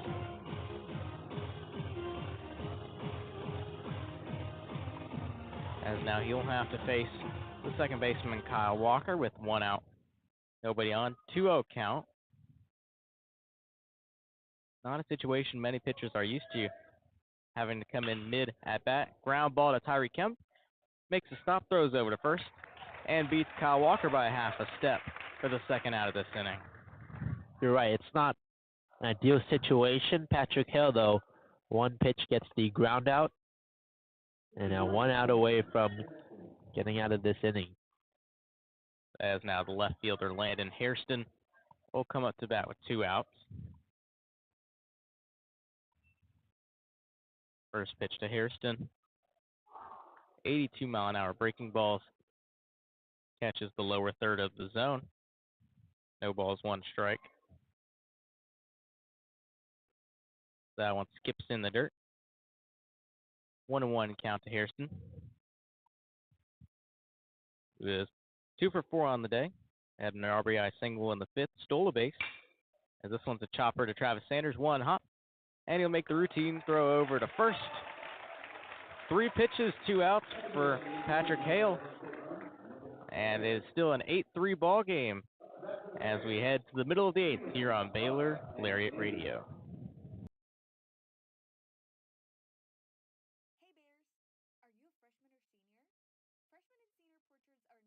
Hey Bears, are you a freshman or senior? Freshman and senior portraits are now being scheduled. Watch your Baylor email for more information on how to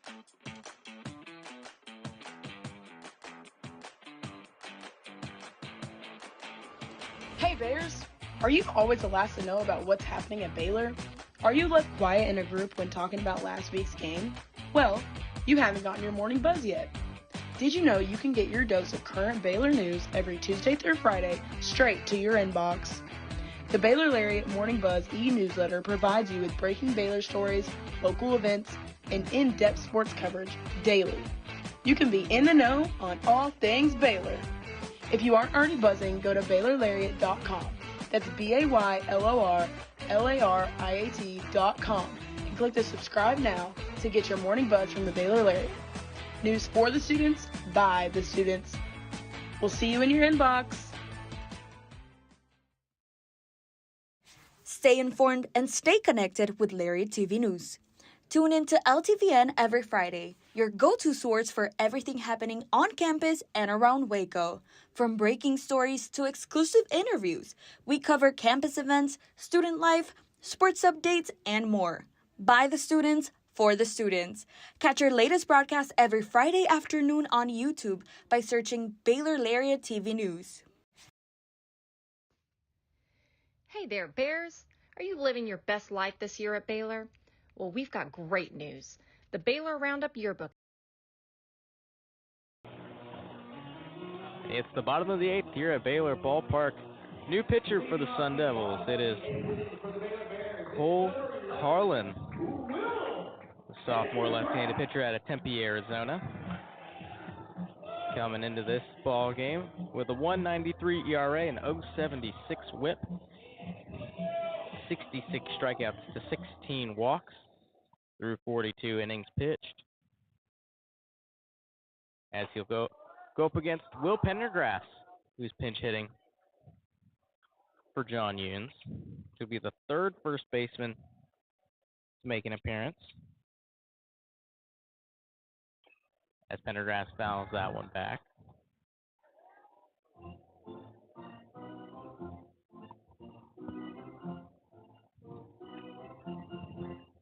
Pendergrass played on Friday night, went 0 for 4, did have a run, and struck out twice, as that one's upstairs. 1 ball, 2 strikes to the redshirt senior out of Missouri City, Texas. And the pitch from Carlin swung on, roped in the left field for a leadoff single.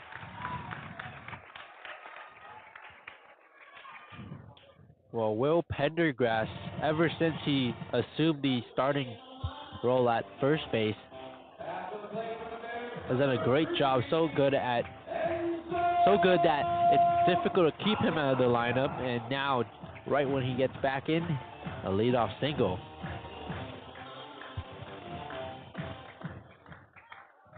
Cole Carlin pitched just 2 days ago, went 1/3 of an inning, allowing 2 runs on 1 hit, none of them being earned. Had 1 strikeout to 1 walk. His first pitch, Apodaca will be out of the zone for ball 1. And the pitch. Elwood's upstairs. 2 balls, no strikes to the senior right fielder. He's reached base 3 times, had a leadoff double in the first inning. Reached on a walk in the second, reached on an error in the fourth. That one painted low and outside corner for strike 1. And he grounded out to the first baseman, Jacob Tobias, in the 6th inning. Lefty on lefty. The 2-1 pitch. Fastball high. Hitters count 3-1 to Apodaca.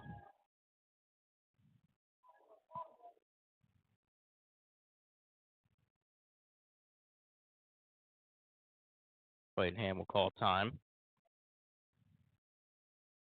Freshman last year, Carlin pitched 40.2 innings over 26 games and had 2 starts.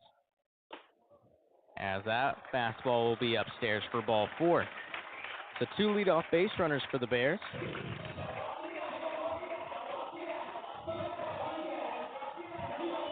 And they're threatening once again. Right, down by 5 runs here in the bottom of the 8th. The Bears aren't going down without a fight. Already 2 runners on, no outs. Here comes Travis Sanders.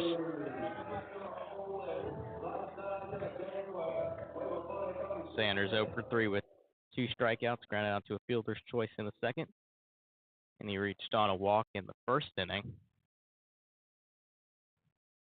First pitch he faces, fastball right down the middle for 93 miles an hour.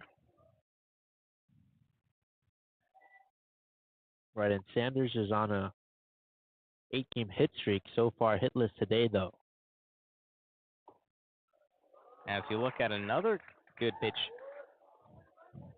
right over the zone, 0-2 to the redshirt sophomore second baseman. As he said, looking for his first hit of the ball game. And the pitch swung on and missed out in front of the breaking ball for the first out of the inning. A great pitch by Cole Carlin. Nice spot on it. A disappointing game for Travis Sanders. He struck out his last 3 times up. And now Tyreek Kemp will come up to bat with runners on first and second. And now 1 out here in the bottom of the 8th.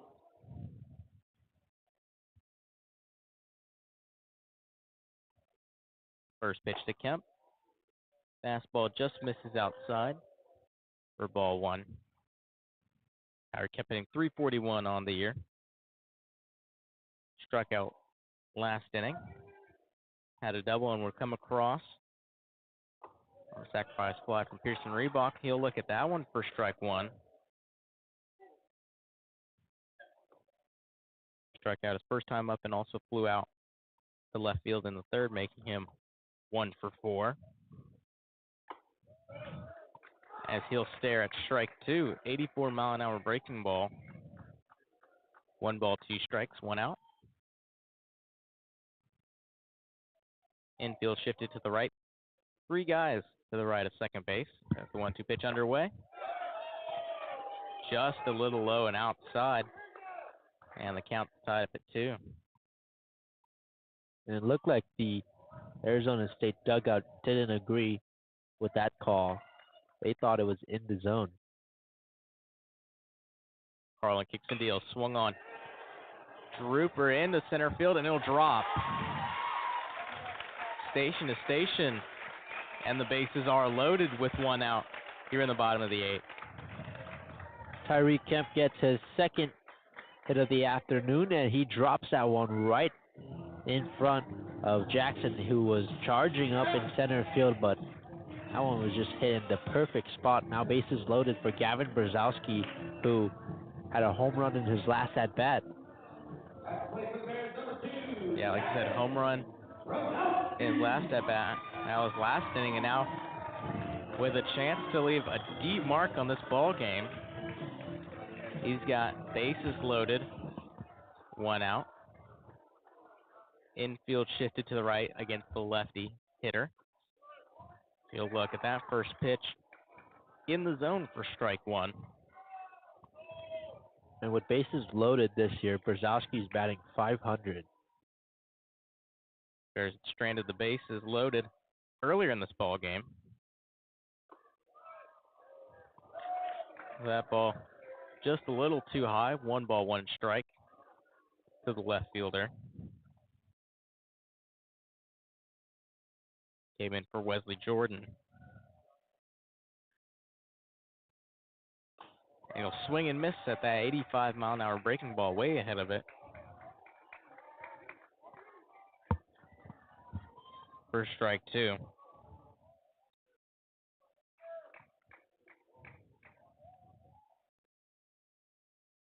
The 1-2 pitch swung on.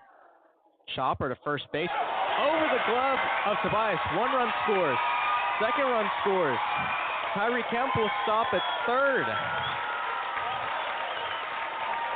Gavin Brzezowski with his 2nd and 3rd RBIs of this ball game. It's 8-5. Oh, it was a ground ball towards the first baseman, and it bounced up and over the outreach of his glove, right over his head. 2-run score, and that might be the day for Cole Carlone. But the Bears cutting into this lead now, trailing 8-5. Well, it looks like it will be pitching coach Jeremy Accardo. We'll have a talk with his pitcher. Yeah, that ball took a really weird bounce. It was not a very fast chopper, and it took an unusually high bounce right in front of Tobias, going over his glove and rolling into right field. And it'll be ruled an RBI double for Brzezowski. So 3 RBIs for Brzezowski. We came into this game for Wesley Jordan in the 7th inning. And now Hunter Simmons up to bat with 1 out and runners on 2nd and 3rd. That one just below the knees, ball 1. Simmons hitting .397 with runners in scoring position. And serves as the tying run in this ball game. The 1-0 pitch from Carlin. Well, that one's low and inside. 2-0 count.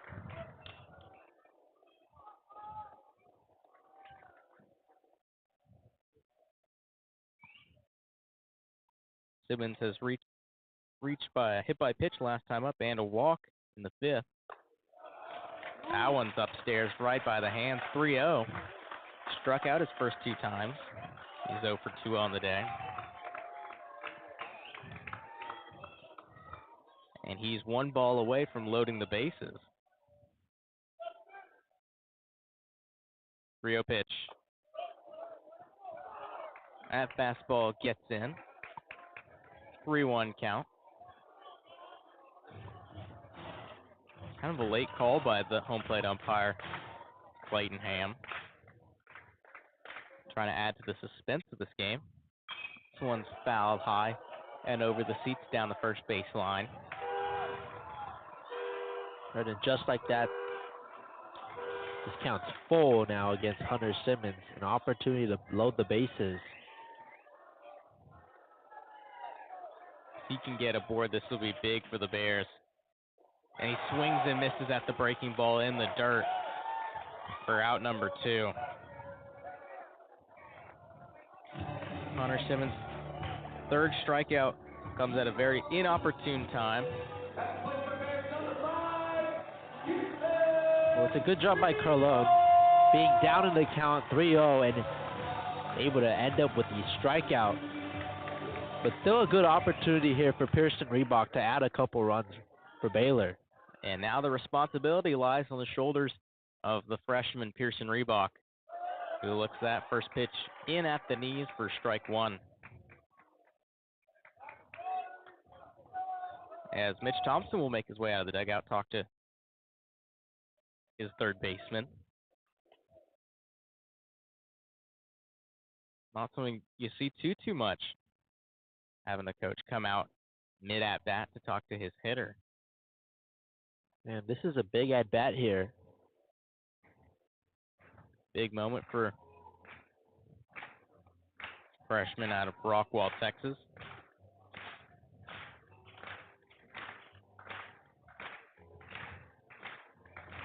Already had an impressive season, hitting .329, 27 RBIs.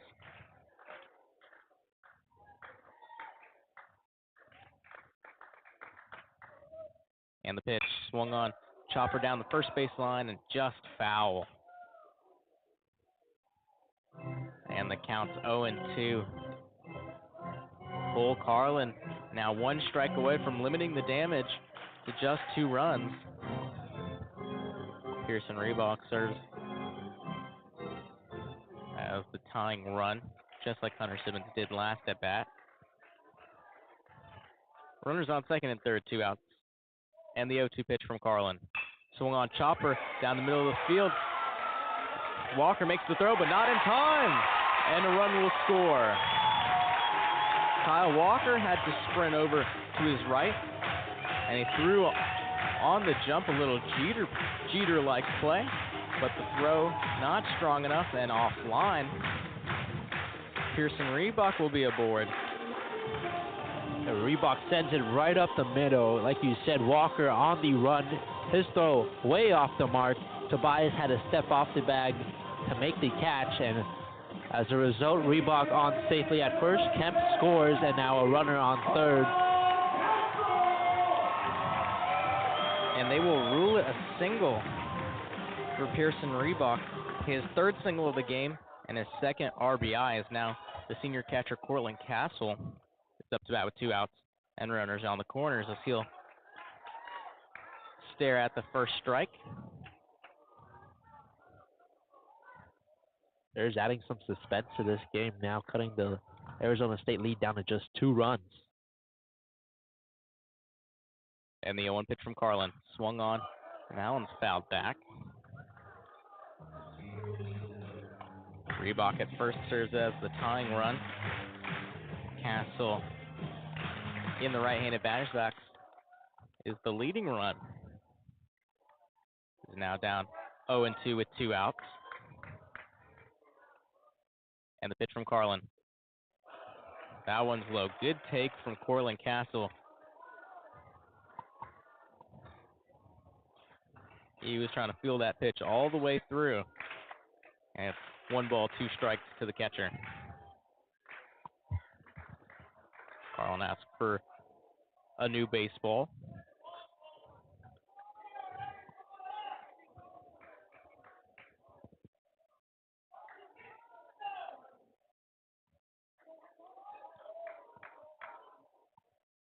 And the pitch. Swung on and fouled back. Right over the Arizona State dugout. Way to stay alive if you're Castle here.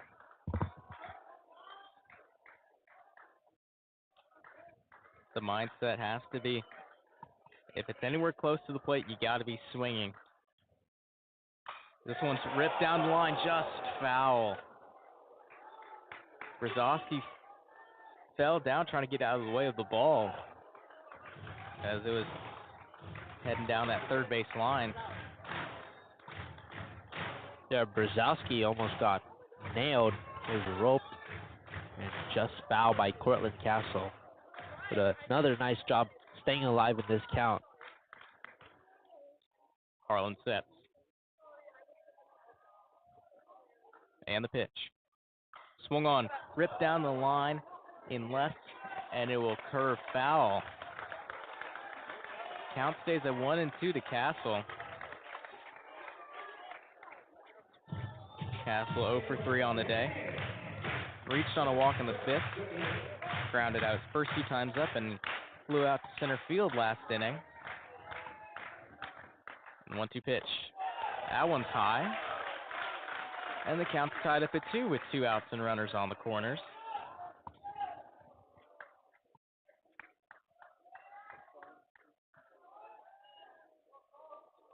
Both teams have to be holding their breath at this moment in the game.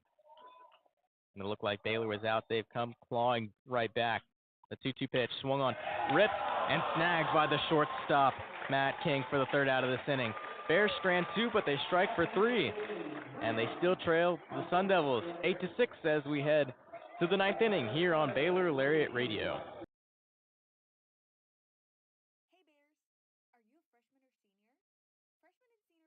Hey Bears, are you a freshman or senior? Freshman and senior portraits are now being scheduled. Watch your Baylor email for more information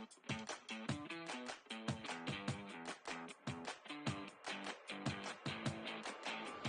Hey Bears, are you always the last to know about what's happening at Baylor? Are you left quiet in a group when talking about last week's game? Well, you haven't gotten your morning buzz yet. Did you know you can get your dose of current Baylor news every Tuesday through Friday straight to your inbox? The Baylor Lariat Morning Buzz e-newsletter provides you with breaking Baylor stories, local events, and in-depth sports coverage daily. You can be in the know on all things Baylor. If you aren't already buzzing, go to BaylorLariat.com. That's BaylorLariat.com and click the subscribe now to get your morning buzz from the Baylor Lariat. News for the students, by the students. We'll see you in your inbox.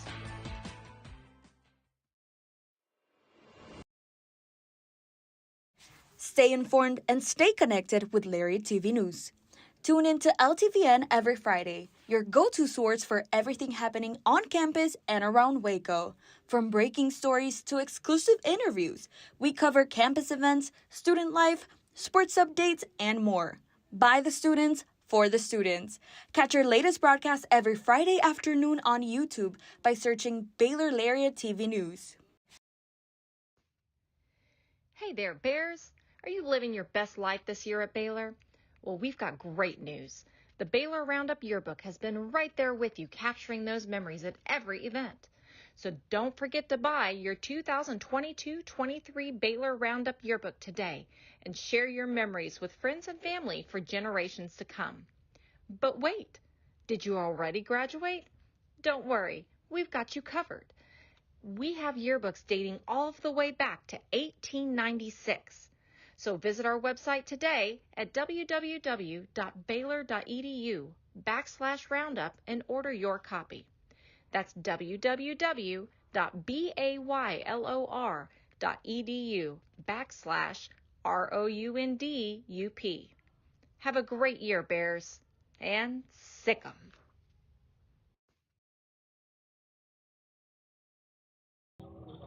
Through 8 here at Baylor Ballpark.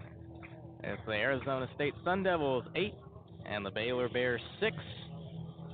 As we head to the top of the 9th, new pitcher in for the Bears. And it's redshirt senior Gabe Craig, who's coming as the closer, trying to keep the Sun Devils at bay and keep this deficit to only 2. As he'll take on the 3-4-5 hitters, Matt King, Jacob Tobias, and Kean Vu here in the top of the 9th. Gabe Craig coming into this game with an 0.78 ERA and 0.52 WHIP and 39 strikeouts to 3 walks, as that one's upstairs for ball 1 to Matt King. And all that through 23 innings pitched. He has 8 saves on the year. Currently not in line for his 9th. This one's roped in the left field. It's a leadoff single for Matt King. Well, that's a good start to this 9th inning for Arizona State, looking to add a couple of insurance runs on the board after Baylor kind of made a push back in the 8th inning. They cut the deficit down to just 2 runs. As now Craig will face first baseman Jacob Tobias. First pitch from Craig. Swung on that one. Hit foul. Craig's last time up, that was Friday night against the same Sun Devils. Went 2 innings of no-hit baseball, had 4 strikeouts to 1 walk, and got his 8th save of the year, 2nd consecutive save as well. The 0-1 pitch to Tobias. This one skied, and he'll turn foul on the third base side. Tobias 0 for 3. Reached on a walk and made his way all the way around his last time up. Game 304. Strike kicks and deals. Froze Tobias up for the first out of this inning. Well, he goes with the breaking ball. That froze him up. And the first out of the ninth inning for Gabe Craig. And that's the first time that the Sun Devils have gone down looking today.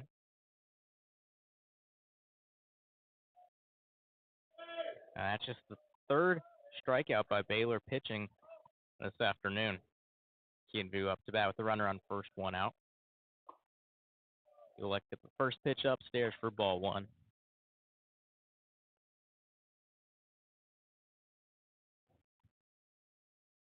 Vu 0 for 3. 3 ground outs, reached on a walk. And also made his way around the bases. This one's fouled into the Arizona State dugout. Hopefully everyone's okay. Looks like everything's all right. Wow, that was scary, though. That one directly into the dugout. Luckily, no one was hit. Yeah. Matt King was on his way to second. He'll retreat. And it's 1 ball, 1 strike to the right fielder.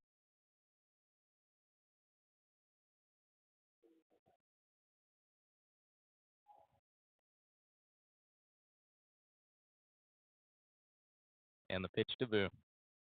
That one's low and inside, and it gets past Castle. Matt King will go to second. He'll round, and he'll stop right there.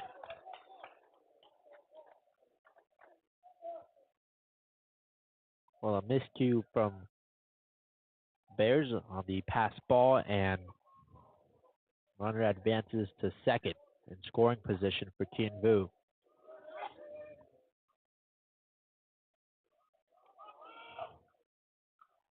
And the 2-1 pitch from Craig.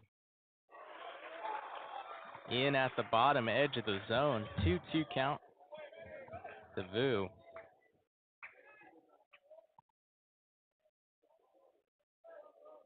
Looking for his second hit of the series. Went 0 for 3 yesterday. And he swings and misses at the fastball. And there's 2 down here in the top of the ninth. 94-mile-an-hour fastball from Gabe Craig. A swing and a miss from Kienvu. His second strikeout, and it's a back-to-back strikeouts for Gabe Craig. Vu couldn't keep up with the heat, was behind that fastball. As now Josiah Cromwick will come up to bat with 2 outs. First pitch swung on and missed. Out in front of the breaking ball. Cromwick 2 for 4. He had a single and a run in the second inning, but hit a 3 RBI double to open up the game for the Sun Devils in the 7th. This one's ripped. Diving stop by Kemp. His throw over to first. In time. Tip your cap to Tyree Kemp. Another fantastic play. And then we are heading to the bottom of the ninth. Bears down by 2, looking for a walk-off. This is Baylor Baseball on the Baylor Lariat Radio.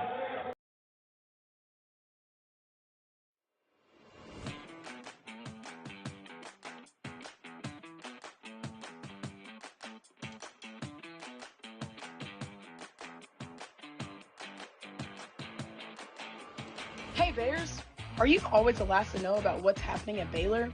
Are you left quiet in a group when talking about last week's game? Well, you haven't gotten your morning buzz yet. Did you know you can get your dose of current Baylor news every Tuesday through Friday straight to your inbox? The Baylor Lariat Morning Buzz e-newsletter provides you with breaking Baylor stories, local events, and in-depth sports coverage daily. You can be in the know on all things Baylor. If you aren't already buzzing, go to BaylorLariat.com. That's BaylorLariat.com and click the subscribe now to get your morning buzz from the Baylor Lariat. News for the students, by the students. We'll see you in your inbox. Hey Bears, are you a freshman or senior? Freshman and senior portraits are now being scheduled. Watch your Baylor email for more information on how to reserve your sitting. Two-run ball game here as we head to the bottom of the ninth at Baylor Ballpark. Last half inning was ended by a Gold Glove level play by Tyree Kemp, one of the best defensive shortstops in the game. Second time he's flashed the leather this afternoon. Made an incredible diving stop, moving to his right, and threw a missile over to first. Great pick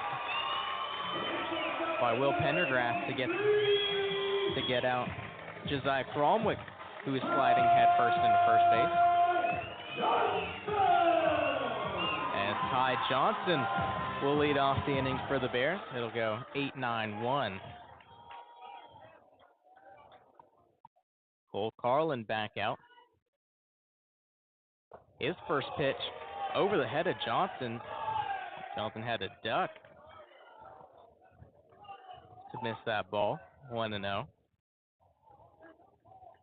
Johnson 0 for 2, flew out center field, grounded out to the pitcher in the fifth. Started this game with 2 walks. 1-0 pitch underway. This one hit high down the line in left field. Curling foul, giving chase. But the left fielder, Landon Hairston, runs out of room. And there's 1 ball, 1 strike to the center fielder. Well, it all comes down to this. Bottom of the ninth, Bears down by 2 runs. Right now, Ty Johnson looking to get on base. Mitch Thompson's team definitely would appreciate another one of Johnson's walks as that fastball paints the outside corner. 1-2. 93 miles an hour.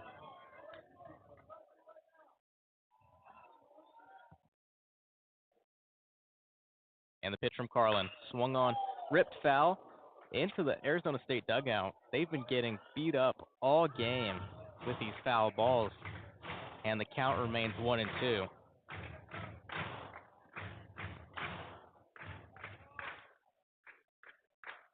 And the pitch. Swung on and missed. Out in front of the breaking ball, and there's 1 out in the inning. Well, give credit to Carlo. That was a great pitch right there. The breaking ball gets Johnson swinging for the first out of the ninth inning. Yeah, great way to come back after giving up 3 runs on 4 hits last inning and letting the Bears come back into this ball game. That ball, fastball inside, almost got Will Pendergrass in the hands. He was starting his swing, the 1-0 pitch. This one fouled out into the parking lot. 1 ball, 1 strike. Will Pendergrass pinch hit John Ewens in the 8th inning, got a single, scored a run. That fastball gets the heart of the zone. 1-2. The breaking ball's worked well for him here. I wouldn't be surprised if he goes back to it. Favorable count, 1-2. Swung on and missed. Got him on the breaking ball. And it's Carlin's second strikeout of the inning. And the Bears are down to their final out. Another great pitch by Carlin goes with the breaking ball. Back-to-back strikeouts. And Mitch Thompson, a quick word with the home plate umpire. And the umpires will have a little chat. I don't know what this is about. Yeah, not sure if Mitch Thompson saw something, but he said something to the home plate umpire that prompted all the umpires to have a meeting here next to the mound. And this one will be quick, and there will be no change.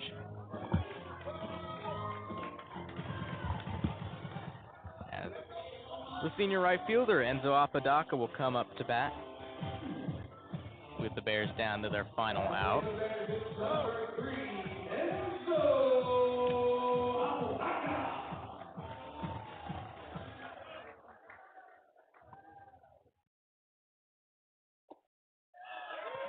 Hands off Padako. Look at that high fastball for strike one.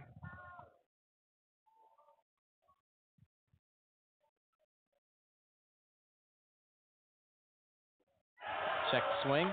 Home plate umpire says he went. Excuse me, that first pitch was a ball. It's 1-1.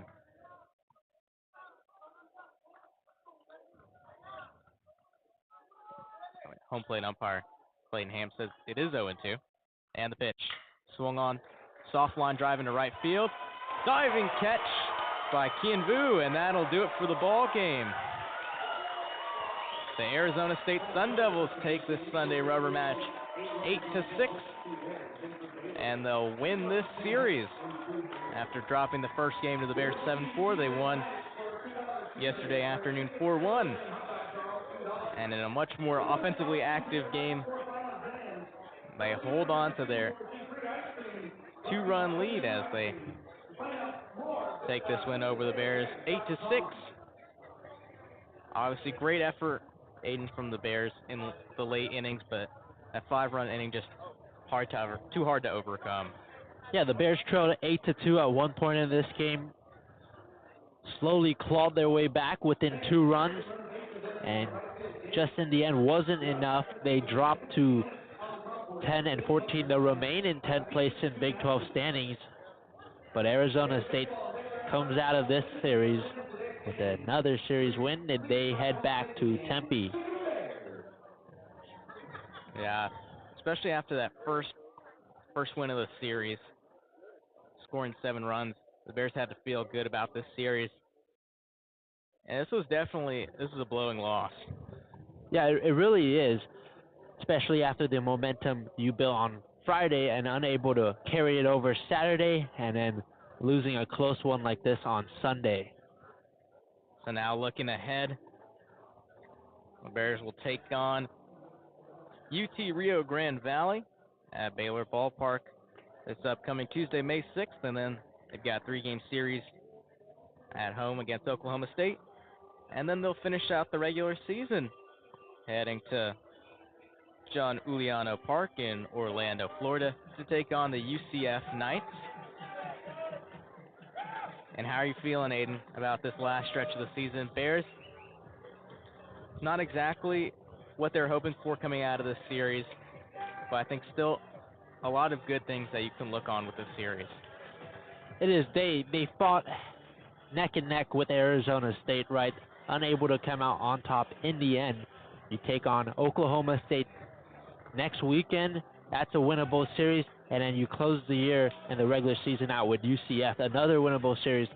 So as long as they continue to battle in each game, I think they're going to come out with enough wins to find themselves in the Big 12 tournament. And just got to be able to come back from this one. And so this could be possibly our last game. We'll see. Just make sure to stay tuned if we have any more broadcasts for the rest of the season. Obviously, like I said earlier, there's a game on Tuesday and then 3-game series here over the weekend. But also make sure to tune in the fall for Lariat Radio broadcasts of Baylor football. That should be an exciting season. They open the season September 20th against Auburn. Actually, earlier than that. That's September 20th will be against Arizona State. That'll be the 4th game of the season. And we'll make sure to have that.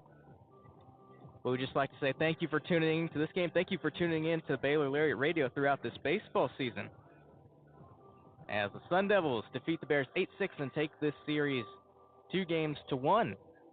And that'll do it from us here at Baylor Ballpark.